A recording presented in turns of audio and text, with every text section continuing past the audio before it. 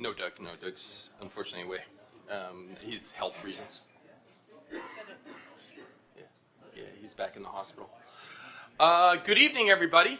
Welcome. And I'd like to call to order the February 3rd, 2020 Committee of the Whole meeting to order at 6 p.m. And I'd also like to acknowledge that we are meeting on the shared traditional lands of the Coast Salish people. I am chairing this evening due to the fact that Councillor Kobayashi has some personal issues and just will not be able to attend this evening. But we do wish him well in case he's watching us on camera. Looking for a motion to approve the agenda, please. Moved by Councillor Parkinson. Sorry, I'm just going to do this once. Sorry, with Committee of the Whole, do I need seconders for anything? Nothing. Okay, great. So Councillor Parkinson has moved it. Any errors, omissions, questions? Seeing none, all those in favor? Opposed? Carried. Looking for adoption of the Committee of the Whole meeting, the Committee of the Whole minutes of January 20th. Moved by Councillor Jensen. Again, I'll ask the question, are there any errors, omissions, questions? Seeing none, all those in favor? Opposed? Carried. Moving on to public participation. I'd like to invite the public to take this opportunity to comment on tonight's agenda items and advise that additional opportunities will be provided on each agenda item as we move through. And then also there'll be a full public participation at the end. So public will have several opportunities to speak. We have a very full agenda this evening. I expect that we are going to go long.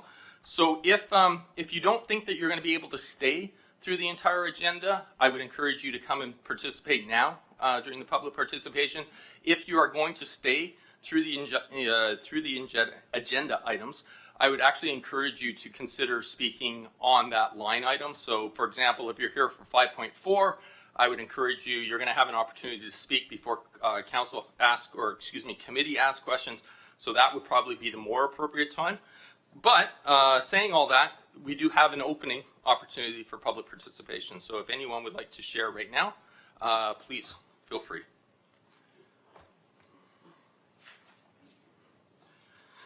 Hit the button, right? There you go. Okay. Good evening, Mr. Mayor, councillors. My name is John English, 401 Proctor Place, and two things to comment on. First is want to comment on the development plans for along the south side of Latoria Road. We understand that the developer and the city would like to put attached housing along there.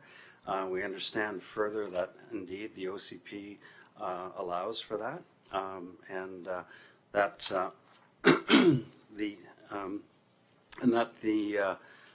There's a bylaw that will allow height to go up to 8.5 meters. We believe that a number of the relevant sections, all of the relevant sections actually of the OCP should be looked at, though not just specific sections, and we think that the staff report should look at all of the sections and consider all of them and see whether or not there's a way to meet the objective without hurting people. The attached townhouses that could be built there, they could be built on a smaller scale. They could have greater spacing put between them. They could have an orientation which is on an angle to the homes that are already built on the other side of the road. By doing so, it won't act as an acoustic wall reflecting the traffic noise and amplifying the traffic noise back onto the people that already live there.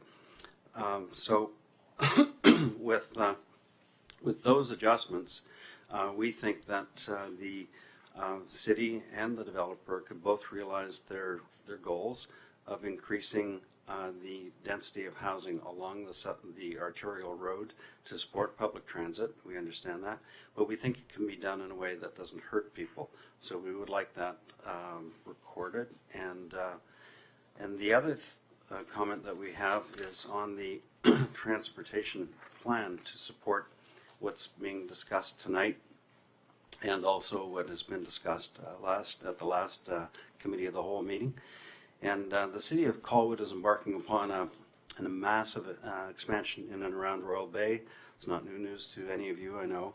In 2016, the number of residential units planned for Royal Bay was about 2,300 units. From the last meeting of the Committee of the Whole, we understand that expectations are now up to 7,527 units.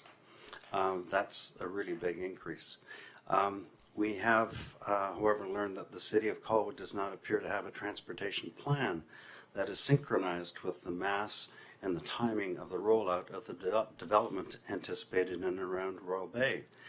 The consultant's report of October 28th of last year appears to urge the city and the developers to identify the scale and the timing of the planned development so that a transportation plan could indeed be developed to support that development. If the city doesn't have a transportation plan that's up to date and is effectively synchronized with the planned scale and timing of development, the city will be unable to assess whether the scale or timing of requests from developers for approved densification could be accommodated. The city would also likely fail in the ability to deliver on the OCP vision and goals. The residents in the area will also likely suffer from unnecessary congestion, traffic, and parking problems for years to come, because the rollout of the transportation system will be chasing the development that already occurs. If you use these ratios, and if you're using ratios and old data, we all know garbage in, garbage out. That's the way it goes. The city needs to urgently update its transportation master plan. It also needs to, and I see it's on the agenda tonight, update its development cost charge program or policy, because if the city doesn't have an up-to-date DCC, then what happens is that the city would be unable to, consider developer requests to accommodate further densification, because you won't know who's going to pay for what. Because it'll be which developer comes in at which time, and which developer gets out at which time.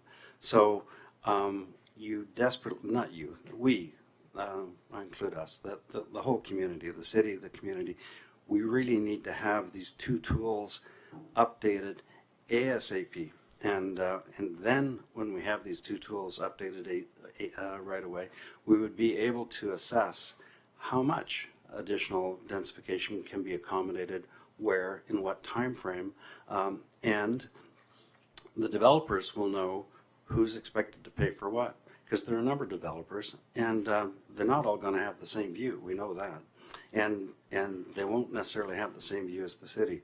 So what we'd like to do is offer to submit two written submissions, and to support these comments. Thank you. Thank you.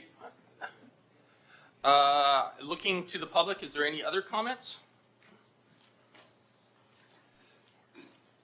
Okay, thank you. Then, as I said, there's going to be many opportunities this evening for the public to participate. Moving on, then, I'm going to move on to I just want to make sure I got it right. Yeah. Moving on to 5.1, which is development cost charge bylaw. I will invite our Director of Engineering, Brent Molnar, to the podium to introduce this item.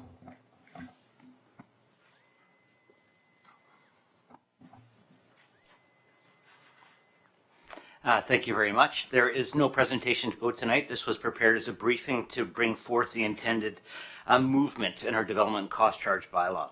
In the briefing, you'll note that the present rate of single-family dwelling units is compared for multifamily and commercial. This is for road only. And then the briefing goes on to compare our neighborhoods, or our neighbors' DCC charges for roads, City Langfords and View Royal, so council may have a comparative view of where our DCCs presently sit in relation to our neighboring properties. The intention of this report is to ensure that you are aware that we do intend to bring forward a memo for council consideration and committee's consideration as early as March. In the briefing, it says March 2nd, then council on March 23rd. We may be pressed a little bit with those dates, but certainly is still intended to go forward on Q1, Q2 of this year. That's the intention of the briefing, and I'm here to answer any questions you may have. Great, thank you. May I ask a staff member, could somebody open up the curtain just so that we have additional seating just for the public? Thank you, Richard. I'm going to go to the public first, and just for the benefit of the public, we are very specific on questions. So if you are standing up to speak, you are specifically speaking on 5.1, which is the development cost charge bylaw. We're not looking for general comments. So on that 5.1, is there any public comments? Come on. Thank you. It's really a question, which is how can the city proceed with evaluating requests for change that'll increase densification and changes in the OCP and bylaws without knowing what the impact is going to be and what the charges are going to be and who's going to pay what charge. Come back to my point. It's really important that the city get its DCC up to date as soon as possible. I will. Would you like to comment on that?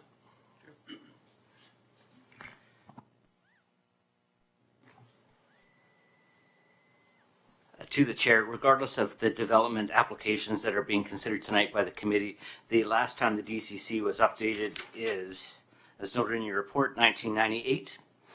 They should be updated on 4 or 5 year cycles. We are long overdue, so regardless of the development standings, we still have intention to bring forward the development cost charge update in this cycle. Any other public comments before I go to committee? Seeing none, I will go to committee. Committee discussion.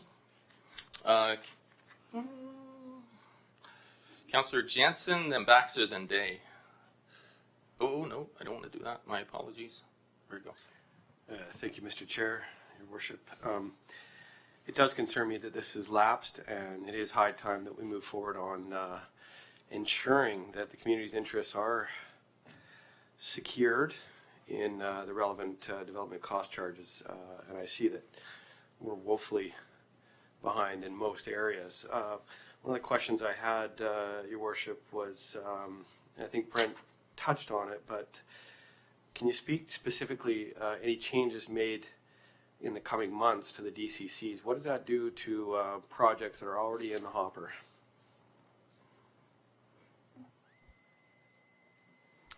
Development cost charges are levied in the program traditionally at the time of subdivision or the time of building permit. And so an application that's underway for either of those processes are frozen in time for a period of a year. It's what's commonly known as the bylaw freeze, a section of the Local Government Act. However, none of the applications that you would have before you would likely have an application that would trigger single-family dwelling units or building permits within the next 4 months. And so they would not be considered to be in stream based on their rezoning. It's based on the time of inclusion of subdivision application or building permit application.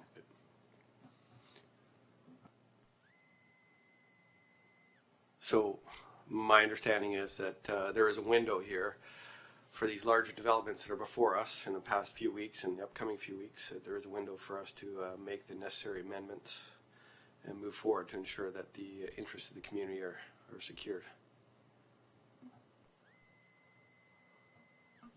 That's correct. Even if you transpose it, sorry, I'm waiting for the camera.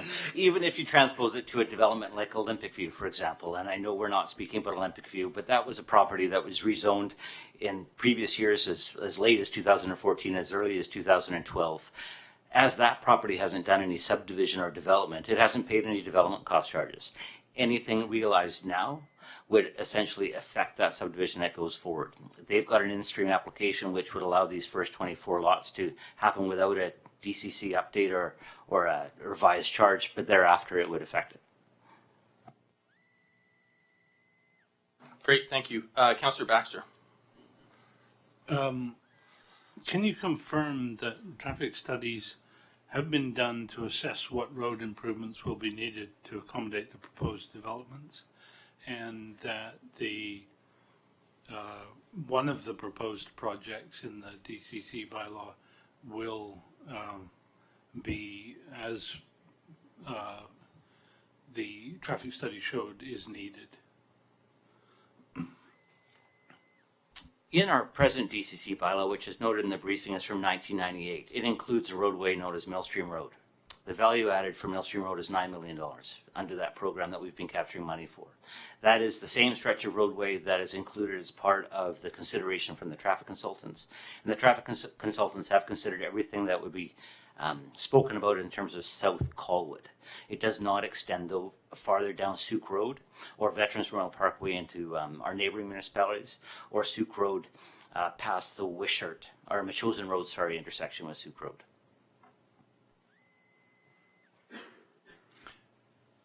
I got a further question. In the calculation of the DCC amount, we will include the number of commercial square feet that we expect to be built. Can you tell me what term is being considered for collecting the money? How many years? And how much commercial square feet of building in the Royal Bay area, both beach and bay, is being considered or will be considered in that calculation? Portion of your question speaks to me being a lot farther along in the development of that program. So the intention of coming back in March would to start isolating out the roads list. So I have not fully worked through this commercial densities that would be associated with the applications into that DCC program. Based on the outcome of tonight's meeting, we either put those in or put them out. So I don't have the details, information to adequately answer your question, Michael. But that's intended to be part of the review. As we come forward to first table the roads and then start breaking down those commercial and unit entitlements and the density calculations for the entire city of Colwood in that catchment. So you don't know over what period you will expect to collect the money? Thanks very much. Just missed part of that answer. So the period of cycle that we'd be bringing forward is I'd look for cost recovery within the term of the DCC. And because there's intention to revamp this DCC on a more frequent basis, so every 4 to 5 years, I'd first off look at the term of recoverables be 4 or 5 years, but it is possible that a project exceeds that timeline and may have a term of 10 years and exist on that program for that in term. So it'd be more, in my opinion, balancing out the projects against the term of consideration reflected over the whole term of a potential program, which in my head is stretching between 10 and 15 years, maybe as far as 20 years. Thank you. Thank you. I'm going to move to Councillor Day in a moment. I just have one clarification question, please. What is staff looking for this evening? Are you just looking for us to receive this report? Because I didn't see a recommendation. So, okay. Is that correct? Yeah, the intention of Robert Earl, who penned this report, was just that it be received so that council and committee was aware of that we are moving forward, and we've listened to the concerns of the community as well as yourselves, and we'll bring forward an update in first quarter, second quarter of this year. Great, thank you. Councillor Day. Thank you. I think you've answered my first question, which was about the impact on the specific developments that are on the agenda here tonight. So it seems like we have time for those. But you also mentioned the value for Millstream extension at $9 million. But our balance in our DCC fund right now is just over $5 million. Can you just explain that, please? You're very correct on that. What happens is the total bulk charges for the works as assumed in the program get thrown in and then divided up by the number of dwelling units. So the $5 million that you cited is the amount that's presently held in our cash reserves, essentially under that program. The $9 million was the initial budget figure that was put forward in 1998 for the works on Millstream Road, for which that program is still collecting funds for. So they're two separate. One sets the rate as amortized across the populace, and the other one is how much is in our bank account. Okay. And who would be contributing to the development cost charges for Millstream Road, for example? Is everyone in Colwood contributing to that? There is a possibility to split development cost charge programs up into areas. Originally, when I started thinking about the DCC update, I thought about South Colwood and North Colwood split by Souk Road. Our DCC program right now, and what I intend to bring forward, is a citywide DCC program. So a project on Whale Road would contribute to the program wherever the road improvement was. And that would allow us to also have a project in Royal Bay contributing to the DCC works wherever they happen to be as well. Okay, and my last question is in regards to Mechosen Road, because it was also identified in the development cost charge bylaw. And one of the issues has been kind of the bottleneck at the intersection of Souk and Mechosen Road, which leads to lots of issues telegraphing down into other parts of South Colwood. And it was planned originally to be 4-laned in that area, which has not been realized, at least at this time.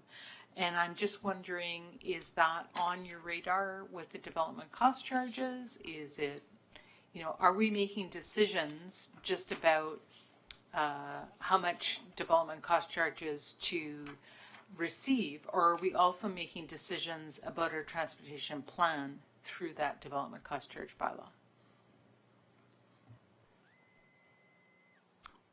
Both is the answer to that question. Yes, you are making decisions on what gets funded and how it gets funded, so where the money goes and where it's being spent on. To specifically answer your question about Souk and Mechosen Road, the city undertook in 2019 a safety study of that roadworks, and we've just met ICBC this last week in terms of going over that study. There's a minor amount of improvements that we can undertake very shortly in 2020 to immediately improve and affect the safety of the intersection, which is line painting, a bit of signalization and some signage works. The greater capital program that you're speaking to, which is to double the left of southbound Souk Road traffic turning left onto Mechosen Road, improve the intersection geometrics in terms of those big pork chop islands that we called on their high-speed corners. That would intended to be in the part of the DCC program and would fall to a cycle within the first 5 years, or 10 as elected by council. Okay. I was not looking for double laning the left turn as much as I was looking, like I said, the left turn off of Mechosen Road is also an issue. As soon as there's 5 cars parked there to stop at the light, you're preventing people from turning right or left. So that's the issue that I'm wondering how we're going to address. I think to stand before you to say that I had a shelf-ready project or that fully figured out right now would be erroneous. You haven't budgeted for it.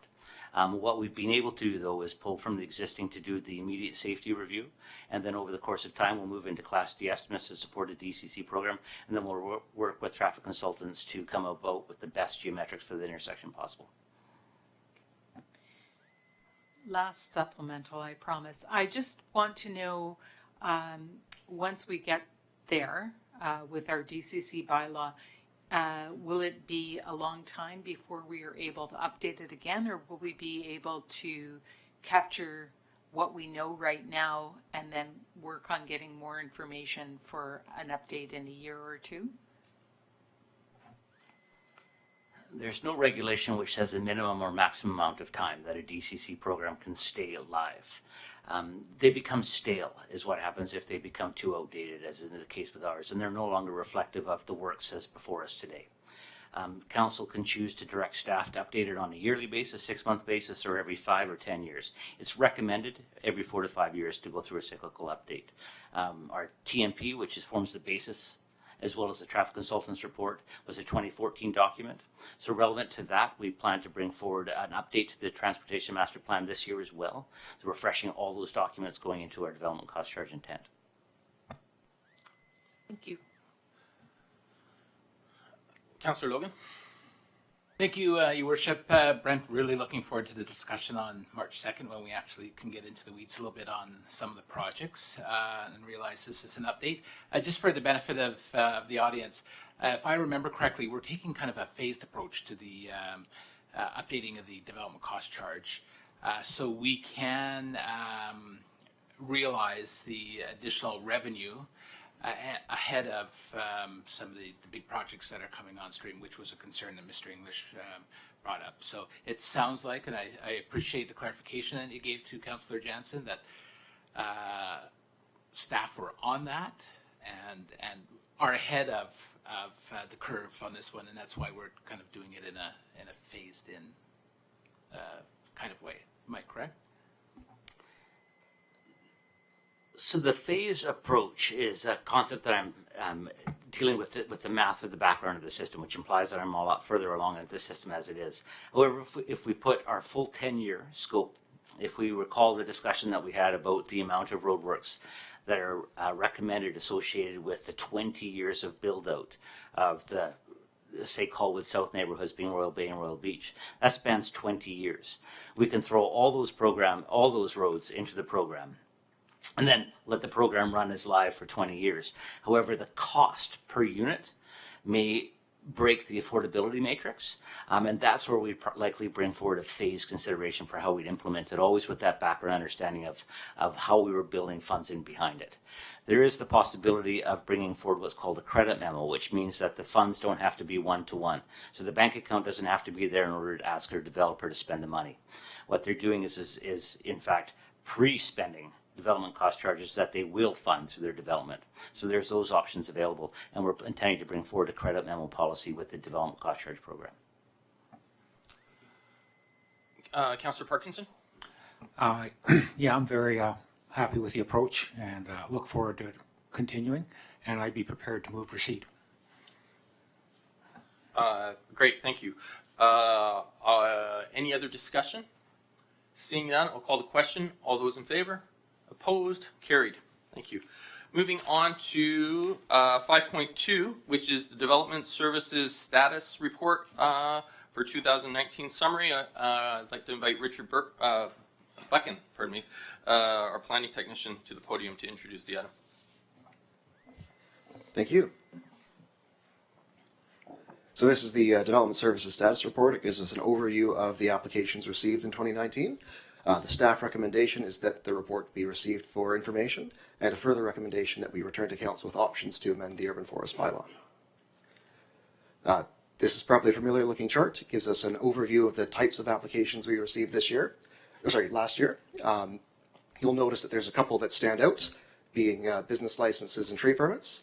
Although those are the highest volume of applications, we've attempted to break this down on the next slide to show that they're not the most complex. Rezoning, subdivisions, development permits are where we get the most complex applications. So theoretically, those are smaller ones to turn around, and then the rezoning is longer because it's more complex. With respect to the second recommendation, which is to amend the Urban Forest Bylaw, looking at this slide, although the tree management permit is pretty straightforward, it has the potential to get complex. Currently, we have about 100-ish outstanding replacement trees that we're going to have to go track down. So we'd like to bring forward some options to Council to look at how to improve cost recovery and make the process simpler. Looking at our land development stats, this chart gives us an overview of the types of applications. Again, business licenses and tree permits are pretty big. Also, rezoning is worth looking at. We've had a total of 9 come around in 2019, and those have the potential to go into more development permits as well as subdivisions. A couple of pictures of some developments in Colwood. We've got Seafield Road, which is just got its first building permit application in. We've got Colwood Corners, which they've done the framing in the back portion, they're working on the front, and the continuation in Royal Bay North. I'm available for questions if you have them. Thank you. I will go to the public first. Does the public have any comments or questions in regards to this specific item of 5.2? Seeing none, I will take it to committee. Excuse me, I'm going to go Councillor Day.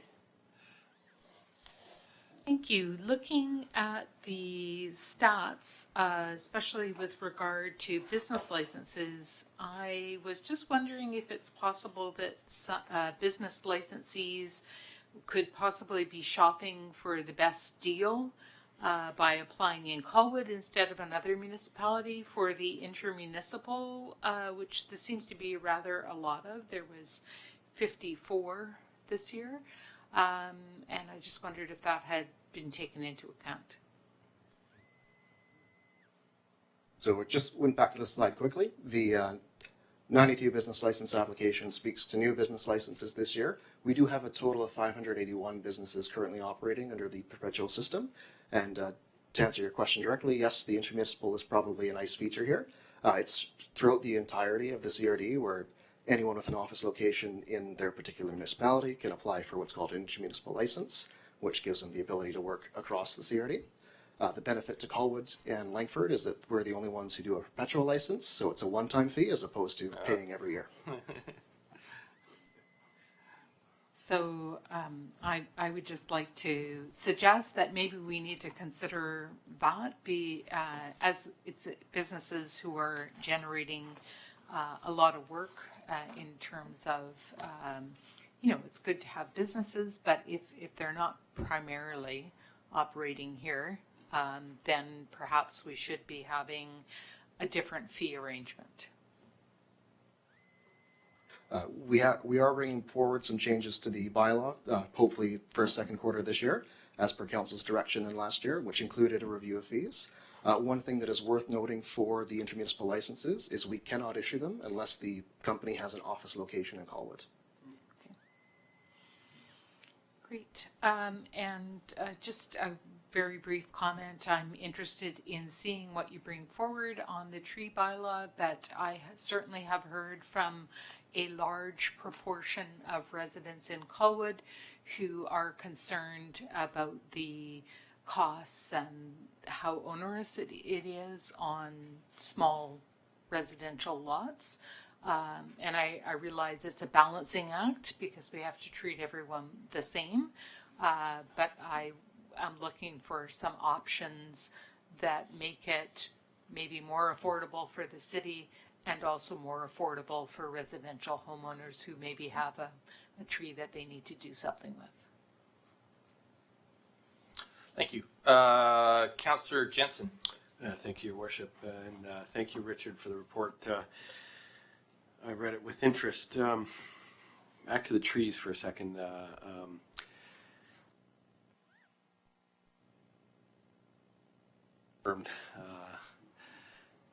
This is almost like one of those bylaws that nobody does any enforcement on. Are you telling me that once they hit the bricks, we're not really wrapping around on that as far as the trees? Thanks for the question. So the way the bylaws worked out is that we don't take any sort of security for trees, and we ask homeowners to confirm when they've done the replacements. They do have a year, so we're starting to hit the 2020 deadlines for the first set of permits. It might be that they all email us this year and it's all good, but we may also have to send out some letters to remind folks friendly that we're going to try and chase them down. So I appreciate that. And I do think that if we are going to have some rules, and we do need to make sure that people are abiding by them, otherwise what the heck's the point? But, are we sending out, do we send out a staff member to have a look at this, or is it completely up to the individual to email us something? So the bylaw does have a time frame, which says they'll let us know within a year. Once we get that notice, then we go out and inspect. And if we don't get that notice, then we're prompted to go and reach out to, hey, have you forgotten about this? It's trying to get voluntary compliance first. Sure. And,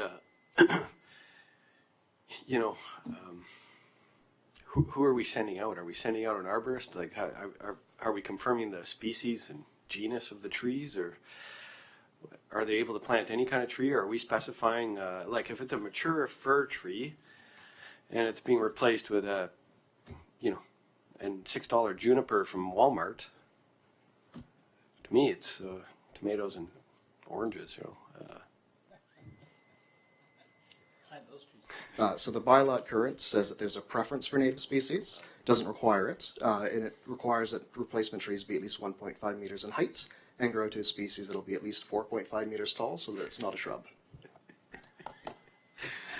Thanks, Richard. Oh, shoot, sorry, hold on. You take your mic off. Not deliberately. Sorry, Councillor Parkinson.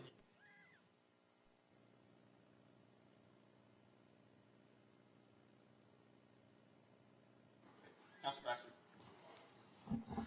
So the processing time complexity graph, is that based on actual data or based on estimates? For the most part, that is based off of how we advertise applications, and that's lines up with how long they take. It's a typical process, so some applications will take longer, some will be shorter. For the ones that are very tiny, those ones you can kind of assume are pretty quick to turn around. So business licenses and tree permits, those typically get turned around in 10 business days, 2 weeks. Sometimes they get complicated, they take a bit longer, but we're working with the intent to help people along. So not actual data, but just staff experience of how long things take. Correct. So it is how we advertise, and some of them have the based off of staff experience. We'd have to do more formalized tracking to get concrete numbers for you.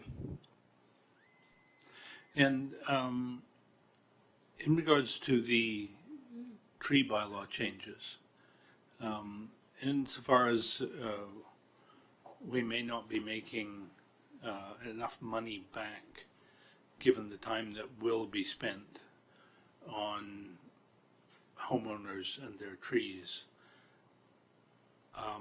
Colwood used to advertise itself as the city of trees, and an awful lot of homeowners bought lots that have very, very big trees in them. And eventually, of course, these trees need to come down. And they're expensive to take down. And I think we're really grateful that people didn't take them down when they were smaller, and that they've left them as long as they have when they eventually have to take them down. And I think that Councillor Day's point is very important, that it's been a frequent comment from homeowners as to how expensive the process already is, because it's not just the fees, it's other costs as well. And I would like to say that I certainly would like us to regard the tree bylaw as partly a service to homeowners and to the future tree wealth, if you like, of the city, rather than having to make all of the money back. And I don't have the same wish in regards to developers who take down trees in order to make money. It's a totally different equation. And the only way you can distinguish between the two is simply by the number of trees. And that's the way we'll have to do it. But I would hope that the proposals that come before us do not contain significant increases to the cost of taking down 1 or 2 or 3 trees. Thank you. Thank you. Councillor Logan. Thank you, Worship. Just 2 quick questions before I move the recommendation. Cash in lieu of trees. What's the process for utilizing that funding, or does it just go into general revenue? That goes into a fund dedicated for trees to be put into city lands, and we are intending to bring forward a report to council with some options on whether or not we want to spend it, where do we want to spend it this year, or do we want to hold on to it and wait till there's more funds. Great. Thank you. The other question, 2330 Sucro. Sorry, if I may, we would be planning to use Let's Talk Colwood also to gather insight from the community. Great. Thanks for planting that seed. I just got No shrubs here. 2330 Souk Road. That's that development between, I guess, at Linlark. Just wondering what the time frame is to issue that permit, because that sucker's been bubbling along for quite some time. And I know it's probably through you to Dennis. I can respond to that, Your Worship. So the development permit for that proposal has been issued. I believe it was about 2 or 3 weeks ago. I've been informed by the arborist that they have tagged and identified the trees that they intend to remove. Staff will be reviewing those trees to ensure that they're the correct trees that will be removed, and then they will be proceeding with the proposal, the development. Perfect. Thank you. And I'll move the recommendation. Before I call the question, I actually have one question as well. So I'll say discussion and then I'll go. When we're looking at the land development, for some reason you're still there. I'm not sure why our cameras. There we go.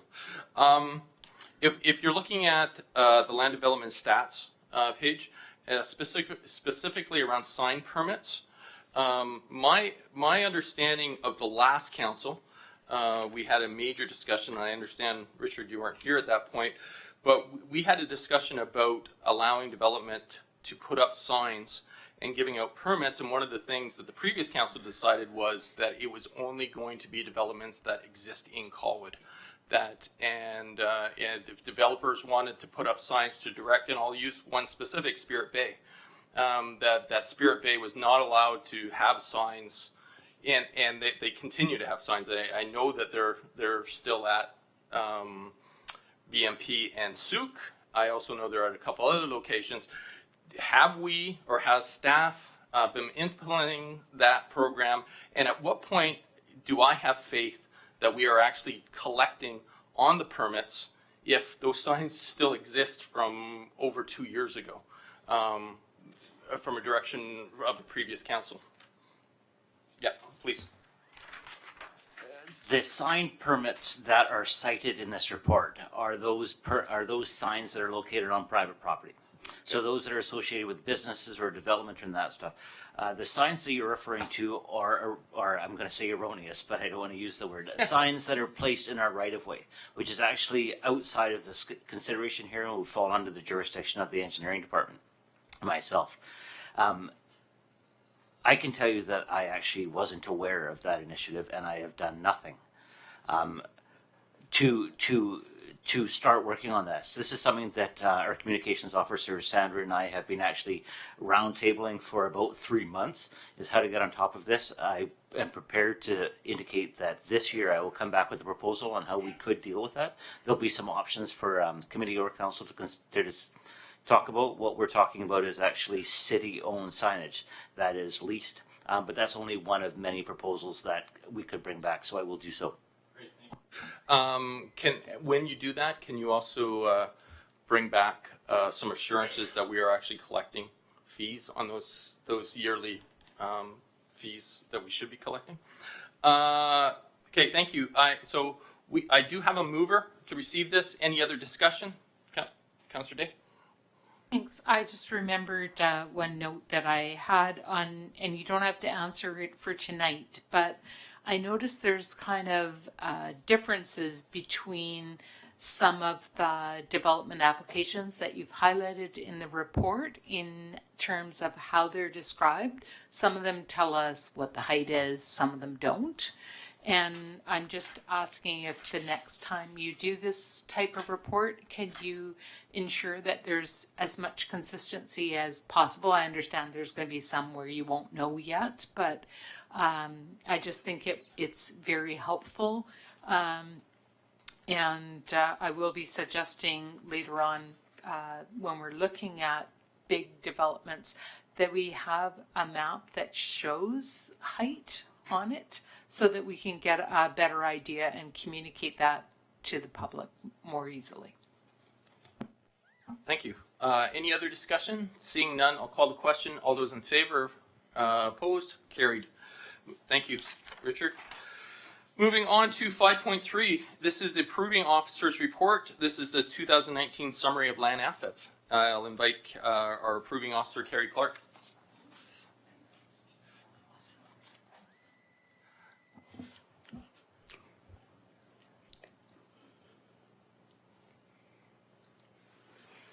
Through the chair, good evening. My name is Kerri Clark, and I am presenting a summary of the land assets for the 2019 year. This report is to help council become familiar with the end-of-year reporting for the land portion of the city's asset management program. Yes. So this report is recommended to council for information. So the annual report provides a summary of the subdivision and land assets obtained or removed from the city's inventory for the 2019 year. This is additional reporting on top of the subdivision or of the development service and quarterly report. So this gives you a little bit more information on subdivision and the land assets obtained.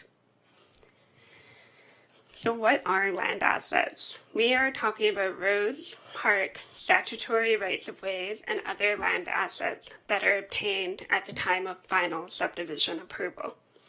This does not include physical infrastructure, so pipes, playground equipment, benches. We're just talking about the land. So 2019 in a snapshot, there was 105 lots approved under the Land Title Act, 94 strata lots approved under the Strata Property Act, and just under 30,000 square meters of land assets were obtained by the City of Colwood. To give you a bit of perspective on this area, we're talking about just over 4 soccer field pitches or football fields of area. So pretty significant for the 2019 year.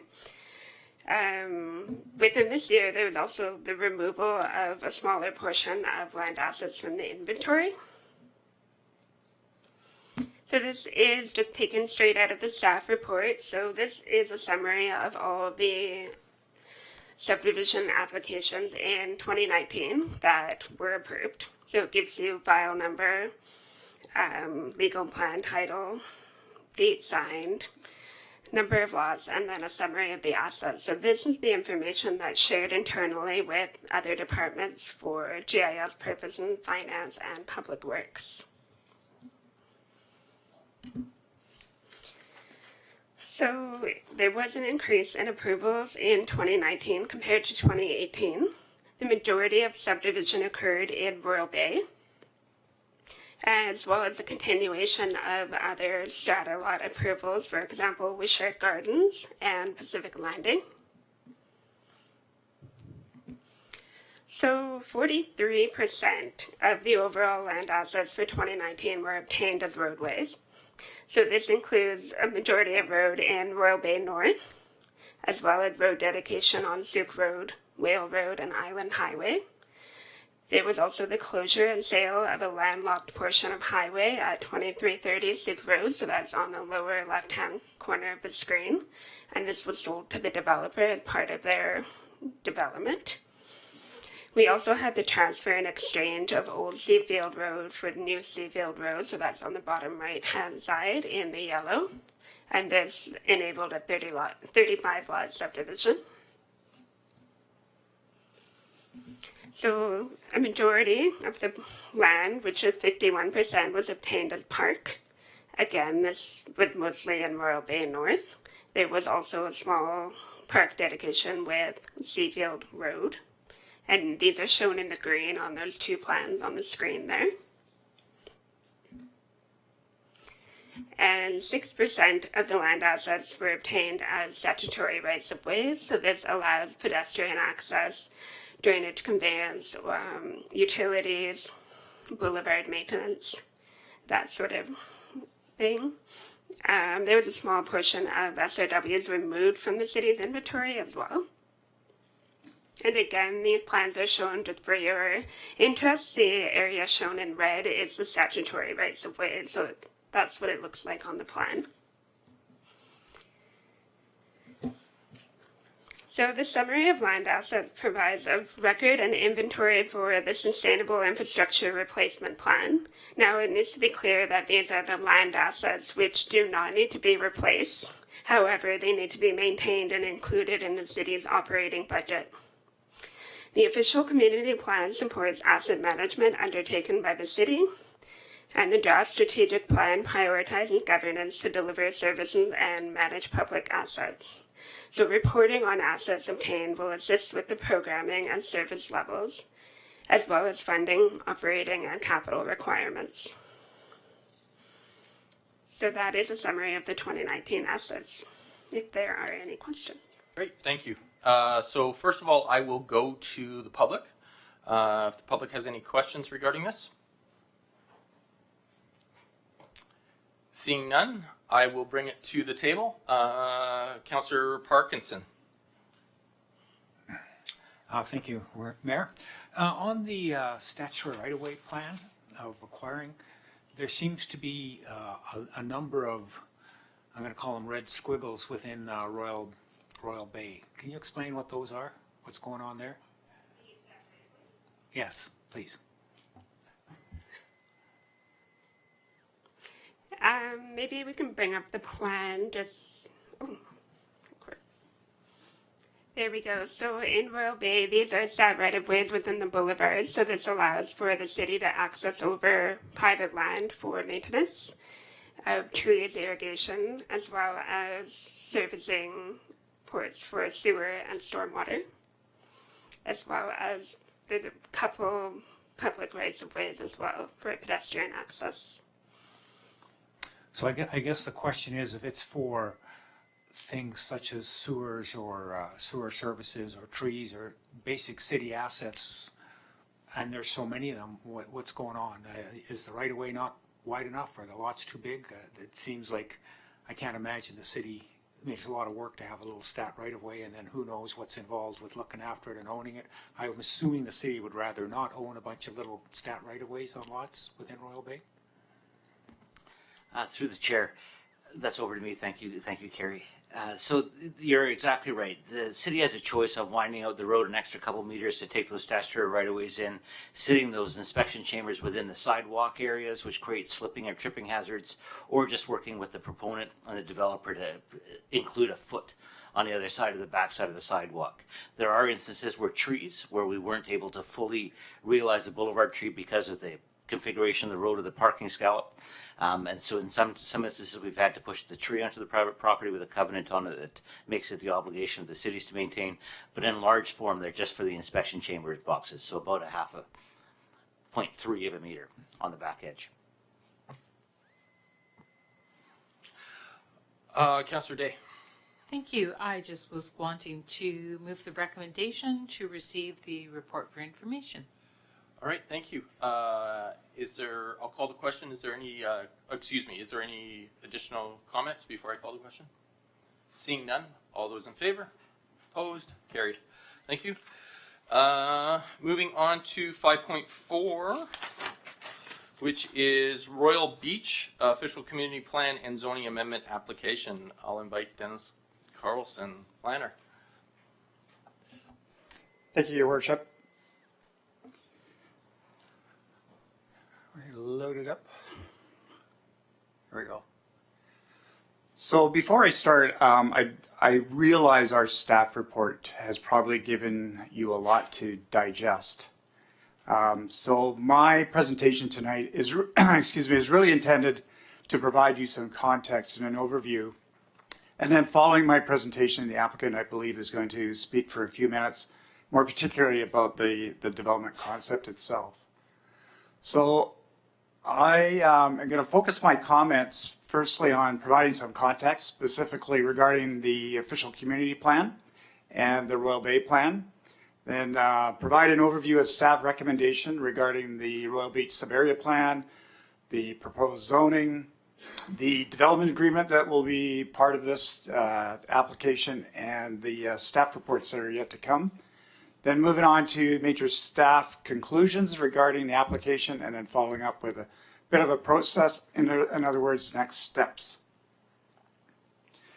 So as for context, I think it's important to note that the Royal Bay Area Plan was, as it currently exists in the OCP, was adopted in 2017, followed by the official community plan, which was adopted in 2018. That's of importance because the official community plan in 2018 recognized that the Royal Bay Area Plan, as it evolved, would have to be updated through sub-area plans like Royal Beach, which you have before you tonight, to bring it into conformity and compliance with the broader policies in the OCP. So before you, on the screen on the left is the current OCP designation in the 2018 official community plan. On the right is the proposed land use for the Royal Beach development concept. So you can see that in most respects, it does line up. You have the bluffs noted on the bottom part of the screen moving to the landing, and then the headlands at the upper part of the screen. And I'm going to get into this in a little bit more detail. So the current policies in the official community plan include the bluffs, which you can see in that yellow. I'm colorblind, so I probably got it wrong. But okay, I I thought so. I won't reference color. I'll just I'll say the blob. It's identified as neighborhood in the OCP, which really talks about a range of uses such as single-family townhouses, potentially with a height up to a maximum of 3 stories, and a maximum floor area ratio of 1.2. And floor area ratio, if you're not familiar, is the ratio of the amount of floor space to the amount of land. So for every square meter of land, you could build 1.2 square meters of building. So moving on to the landing, again, the OCP designation in this for this area is Seaside Village, which I should note is also the same as the Commons within Latoria South, and also includes 360 Latoria Boulevard, which is also in the process of an application through the city. In Seaside Village, the landing, this is one of the areas that the OCP identified as one of 2 primary centers in Colwood, Colwood Corners being the other one. Potentially a height of up to 12 stories and a maximum floor area ratio of 3.5. It does mention in the policies that should try to achieve a stepping down of the height of development towards the waterfront. Lastly, the headlands. This is much the same as the bluffs. Again, the designation here is primarily neighborhood. As you can see, single-family townhouses, and again, maximum height up to 3 stories with a maximum floor area ratio of 1.2. So that's how it compares to the current official community plan. Now, moving on to the Royal Bay Area Plan, as I mentioned, was adopted in 2017. It did reference a target of about 7,400 square meters of commercial space, including both the landing and the commons, but did importantly recognize that as this development unfolds, that additional commercial space would no doubt be warranted. The whole idea with the Royal Beach, as it's become known, is that this would be a mixed use, would include a mixed use pedestrian oriented waterfront. So in terms of comparison between the 2018 area plan, and I should, let me just want to reiterate something here that to go back to this. It's critical that to understand that the Royal Beach Sub-Area Plan, together with what will be before you at some time, hopefully not too distant future, the Latoria South Sub-Area Plan, will then really form subsets of the Royal Bay Area Plan. So you have the Royal Bay Area Plan as a sort of overarching document. Within that will be the Royal Beach Sub-Area Plan and the Latoria South Sub-Area Plan. Latoria North, as it's referred to, will remain under the current Royal Bay Area Plan policies. So I think that's an important note to make. So as you can see here, very much the bluffs, the landing, and the headlands relate to the 2017 area plan. There are some distinct differences. The Commons extends through onto Royal Beach on the other side of Machosen Road. That is somewhat altered on the current proposal. The landing extends south of the stormwater channel. The reason for that is largely the 2017 area plan did not contemplate this as a potential location of a future ferry terminal. So the extension of the landing, and the applicant will speak to this more later, is really to recognize the fact that this could potentially be the location of a ferry terminal. This is the current zoning on the property, which if it looks odd, it does because it relates to a concept that was adopted by council in 2004 and has been surpassed by a number of other amendments to that development. So essentially the 2004, the current zoning, the RBCD4 zone, as you can see here, as compared to the proposed, within the bluffs, the maximum number of dwellings, 276 versus proposed 750, maximum non-residential, didn't contemplate that in the bluffs, so the applicant's proposing about 6,600 square meters. Within the landing, the current zoning says 150 for dwellings. The application is for about 1850.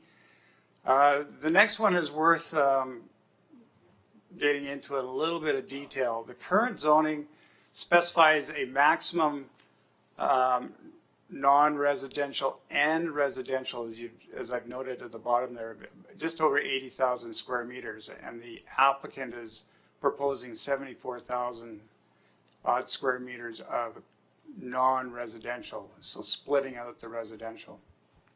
The headlands, the zoning allows 500 and the application is about 250. So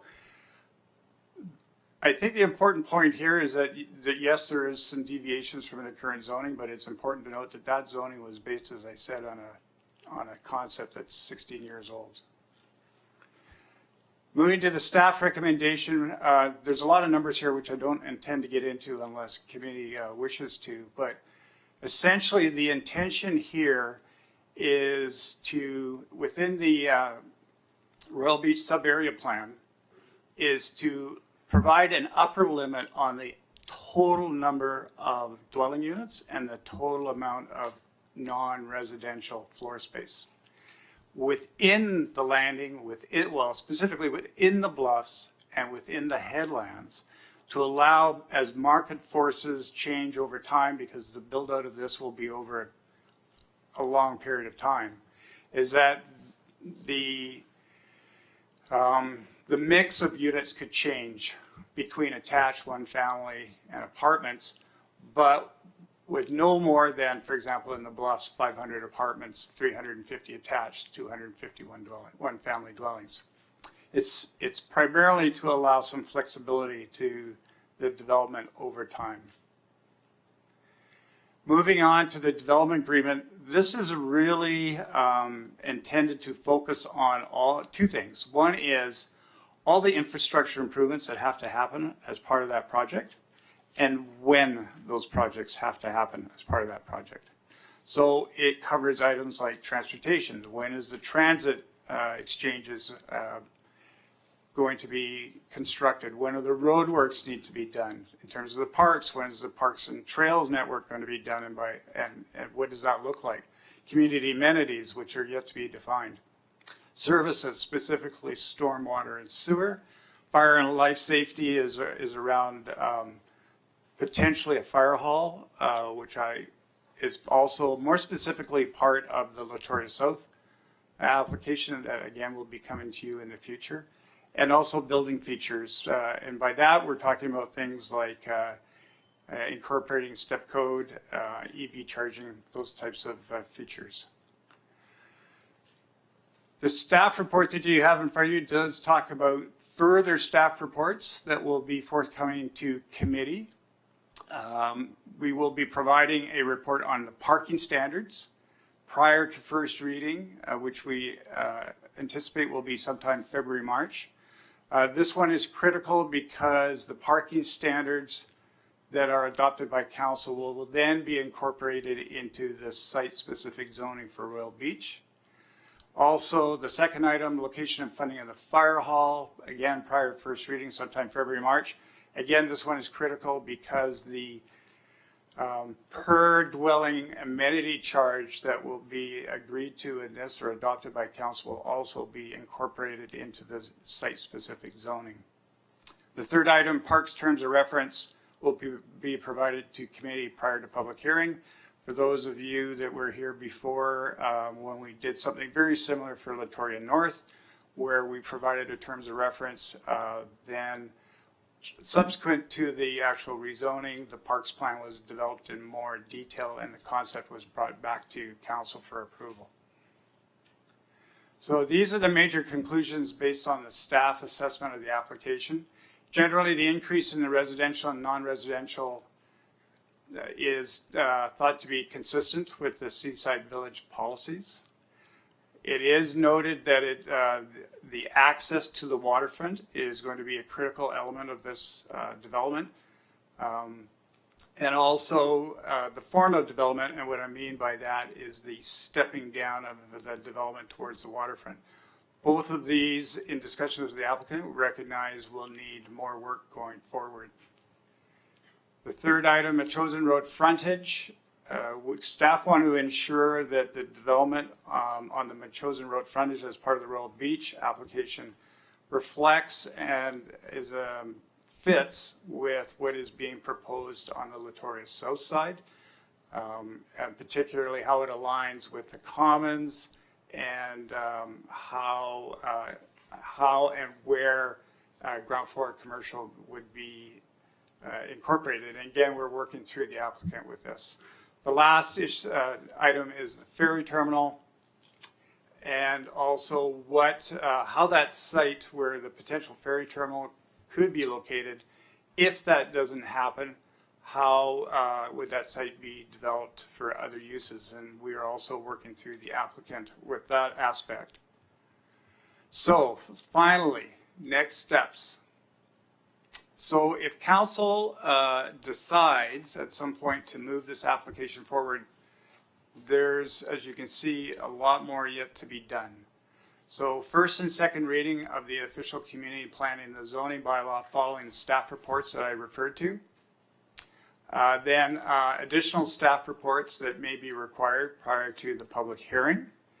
Then the public hearing itself, followed by third reading of both the official community plan and the zoning bylaws, and then registration of the development agreement with the items that I mentioned, and then final adoption of the official community plan and the zoning bylaws. So that concludes the presentation. If you have any questions before we turn it over to the applicant. And no, we're gonna do the applicant, and then I'm gonna go to public, and then I'm gonna come here. Thank you, though.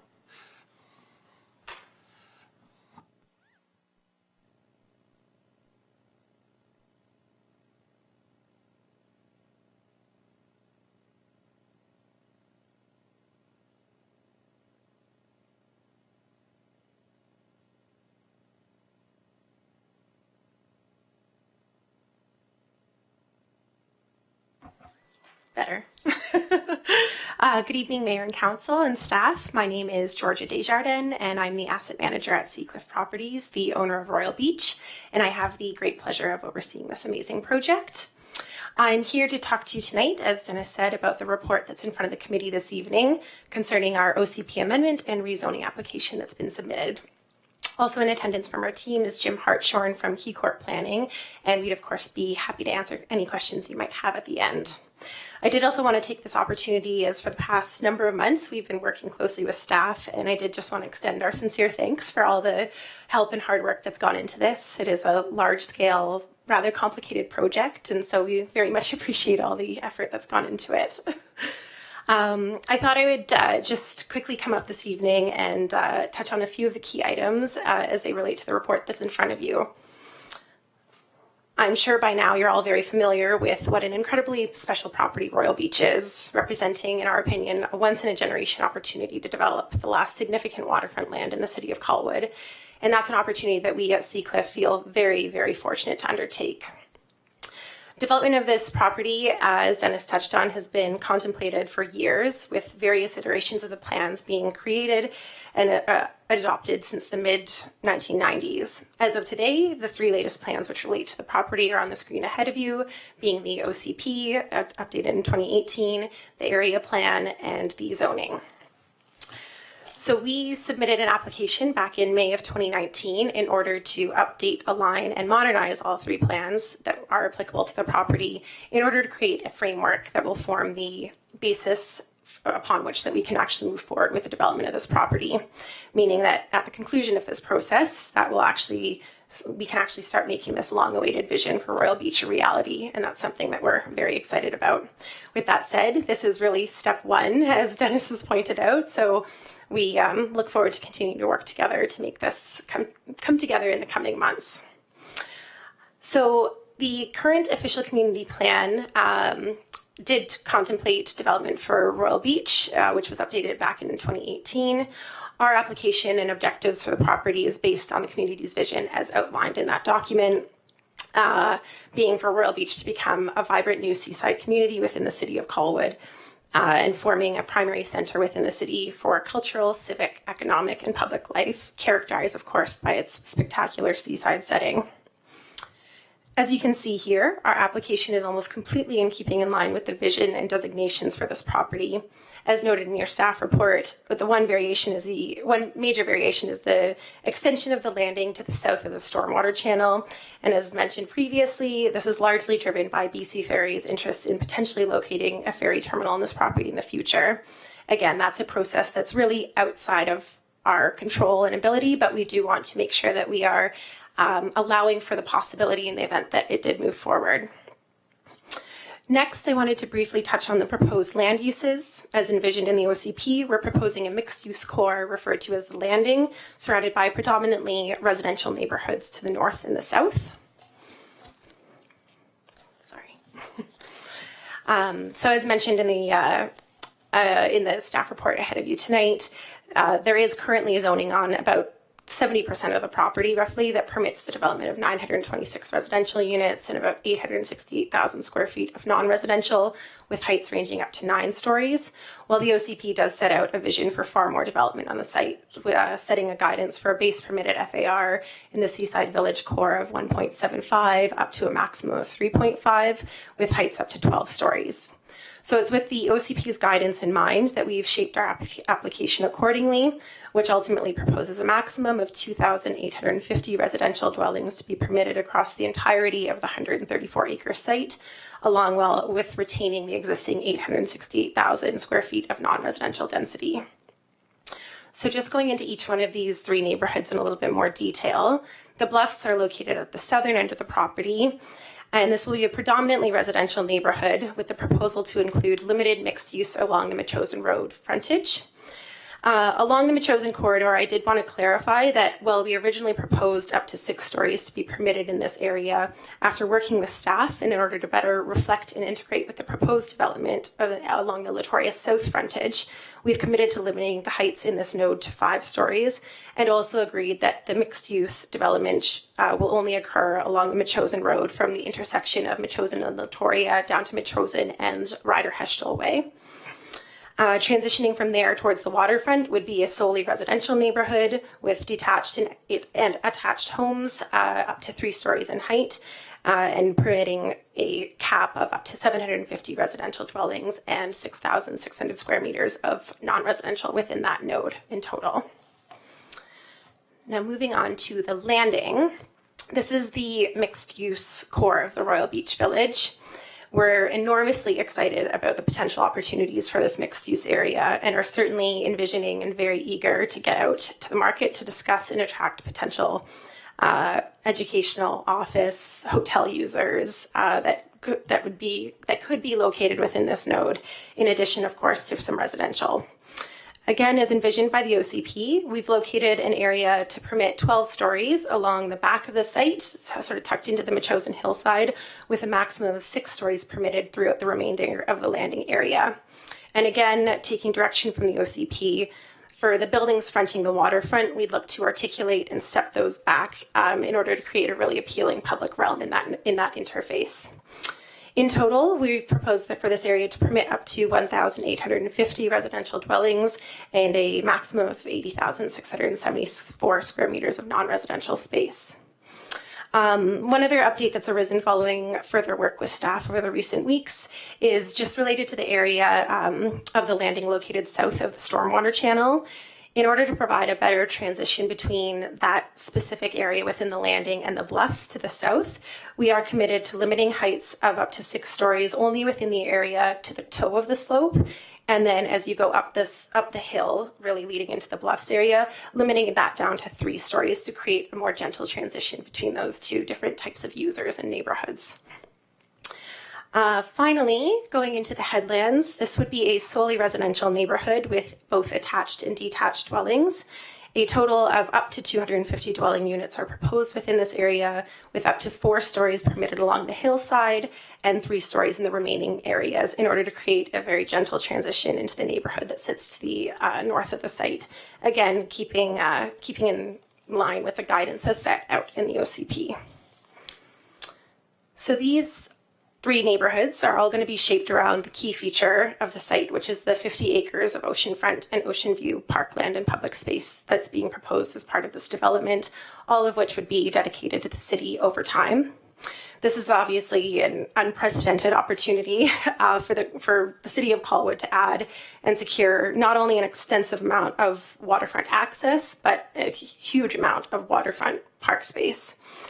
As mentioned back in December, we're very much envisioning a soft, natural landscape approach across the majority of the site, and have really drawn inspiration from other first-rate parks and open spaces, right here in the province of BC, including some of those in the city of Vancouver, like Spanish Banks and Kitts Beach. They're very vibrant, well-used public spaces, and I think something that we can all strive to become.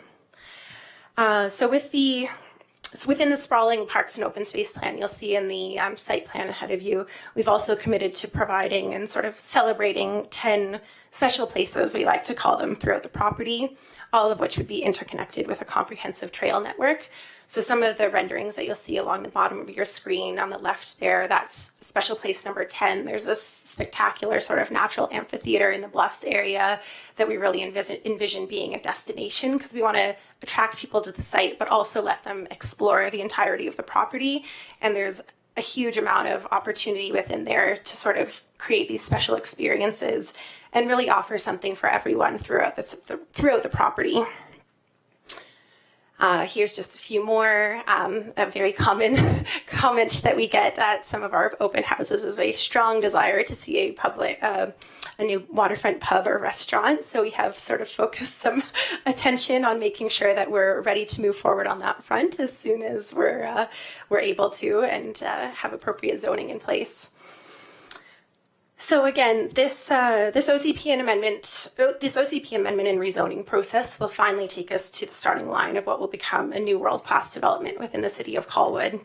Seacliff is an experienced, well-capitalized developer and the right group to make this a reality, and we're extremely excited to get going with it, including, again, getting out into the market to both attract and react to a variety of different opportunities in the market, and that we think will be coming down the line in the future, such as bringing more office space to the West Shore, attracting educational users, looking for potential hotel and conference space, and of course, building new housing.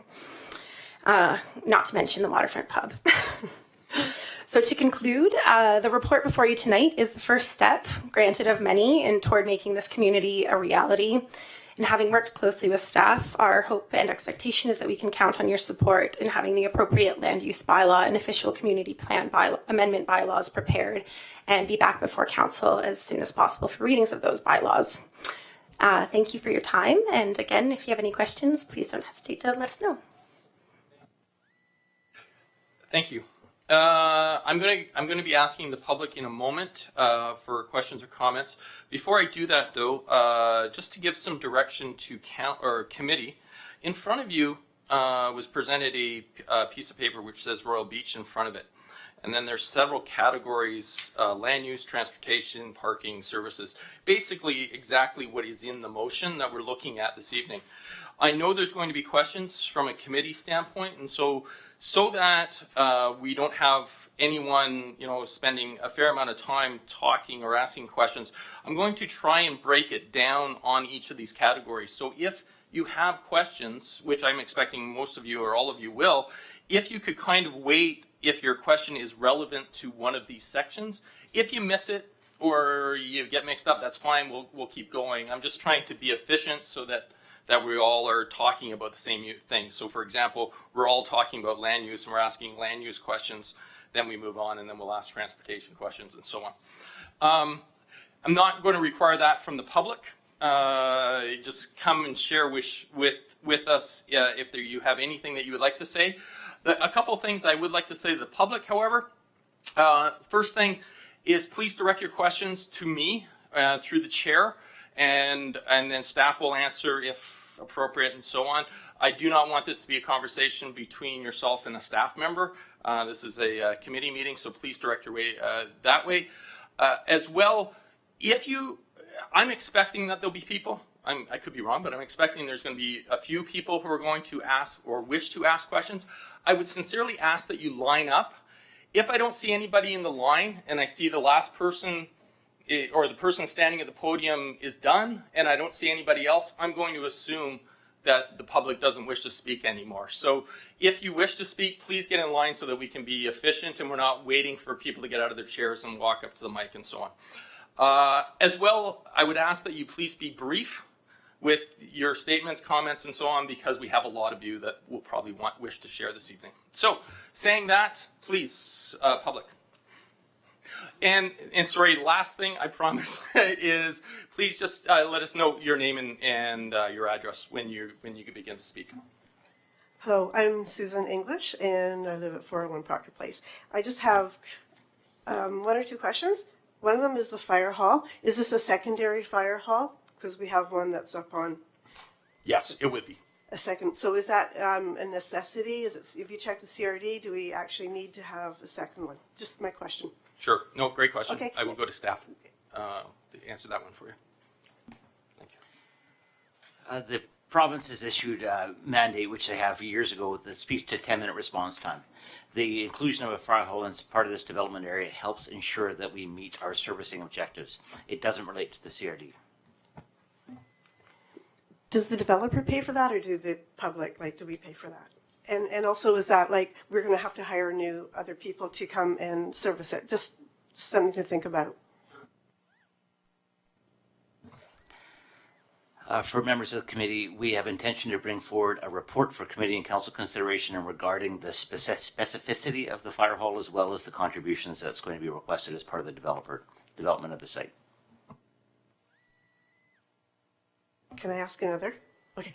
The other question is, I really appreciate what you said about the access to the waterfront. That was a huge concern for me, is access. So I appreciate what she said, and I just that's a really big thing to have access for the people who live here to the waterfront. So that was important.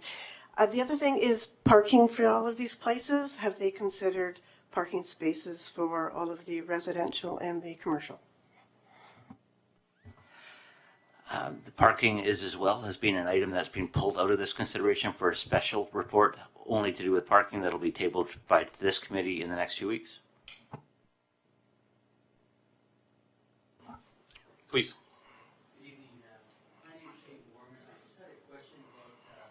How did the staff recommendations come about? Like, who did the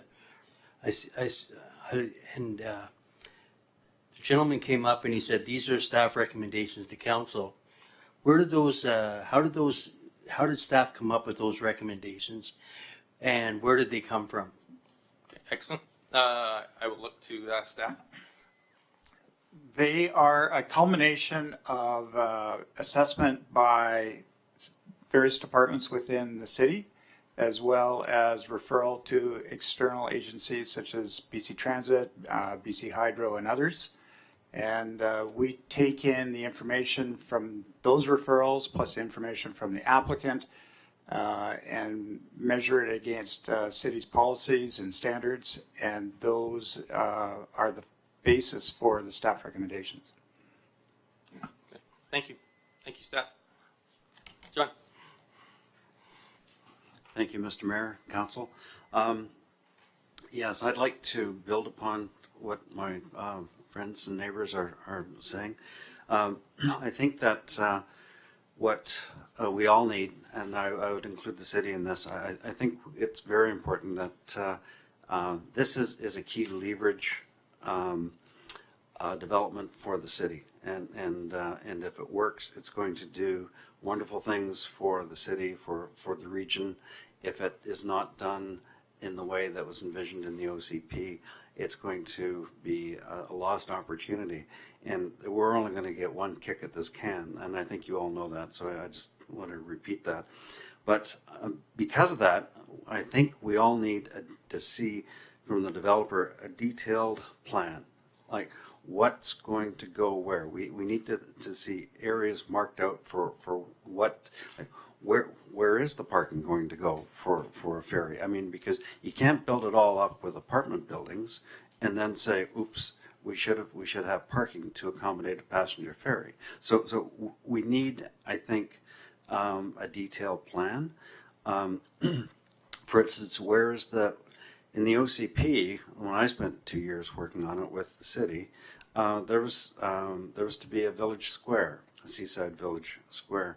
That village square was to be used for farmers markets, to support local artisans, to support local produce producers, and to facilitate festivals. And I don't see that. And that's, again, why we need to see a detailed plan. Where is the village square going to be? And it was going to be a major commercial attraction for the community and for our city.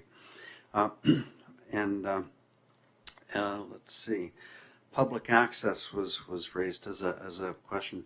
When we went to the Seacliff open house, a few of us, my neighbors and I, I'm not alone, that we were speaking with one of the Seacliff senior representatives, and he was telling us that they did have different plans, and that people who don't live in that area were actually going to have to park up somewhere on the chosen road and walk in.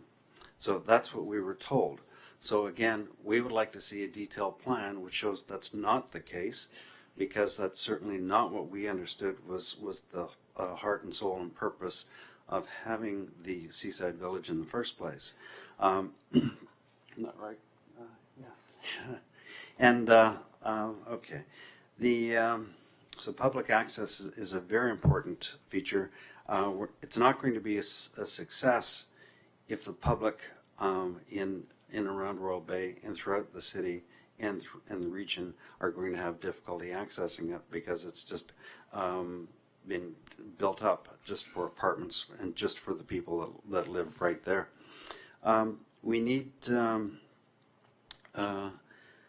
assessment of the entire application in relation to the OCP vision, goals, policies, and bylaws.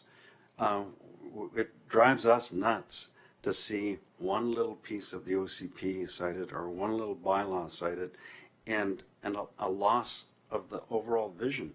I mean, the city spent 2 years developing that vision, and it really means something to all of us. And we think it's terribly important that a holistic, comprehensive assessment be done by staff before they make recommendations about do this or do that, because we need to know that when I say we, I include the city, we all need to know that what is going to be done here is actually going to deliver that vision and those goals for everyone.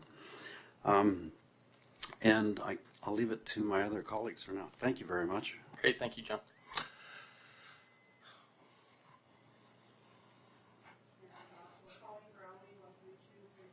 Propeller Place.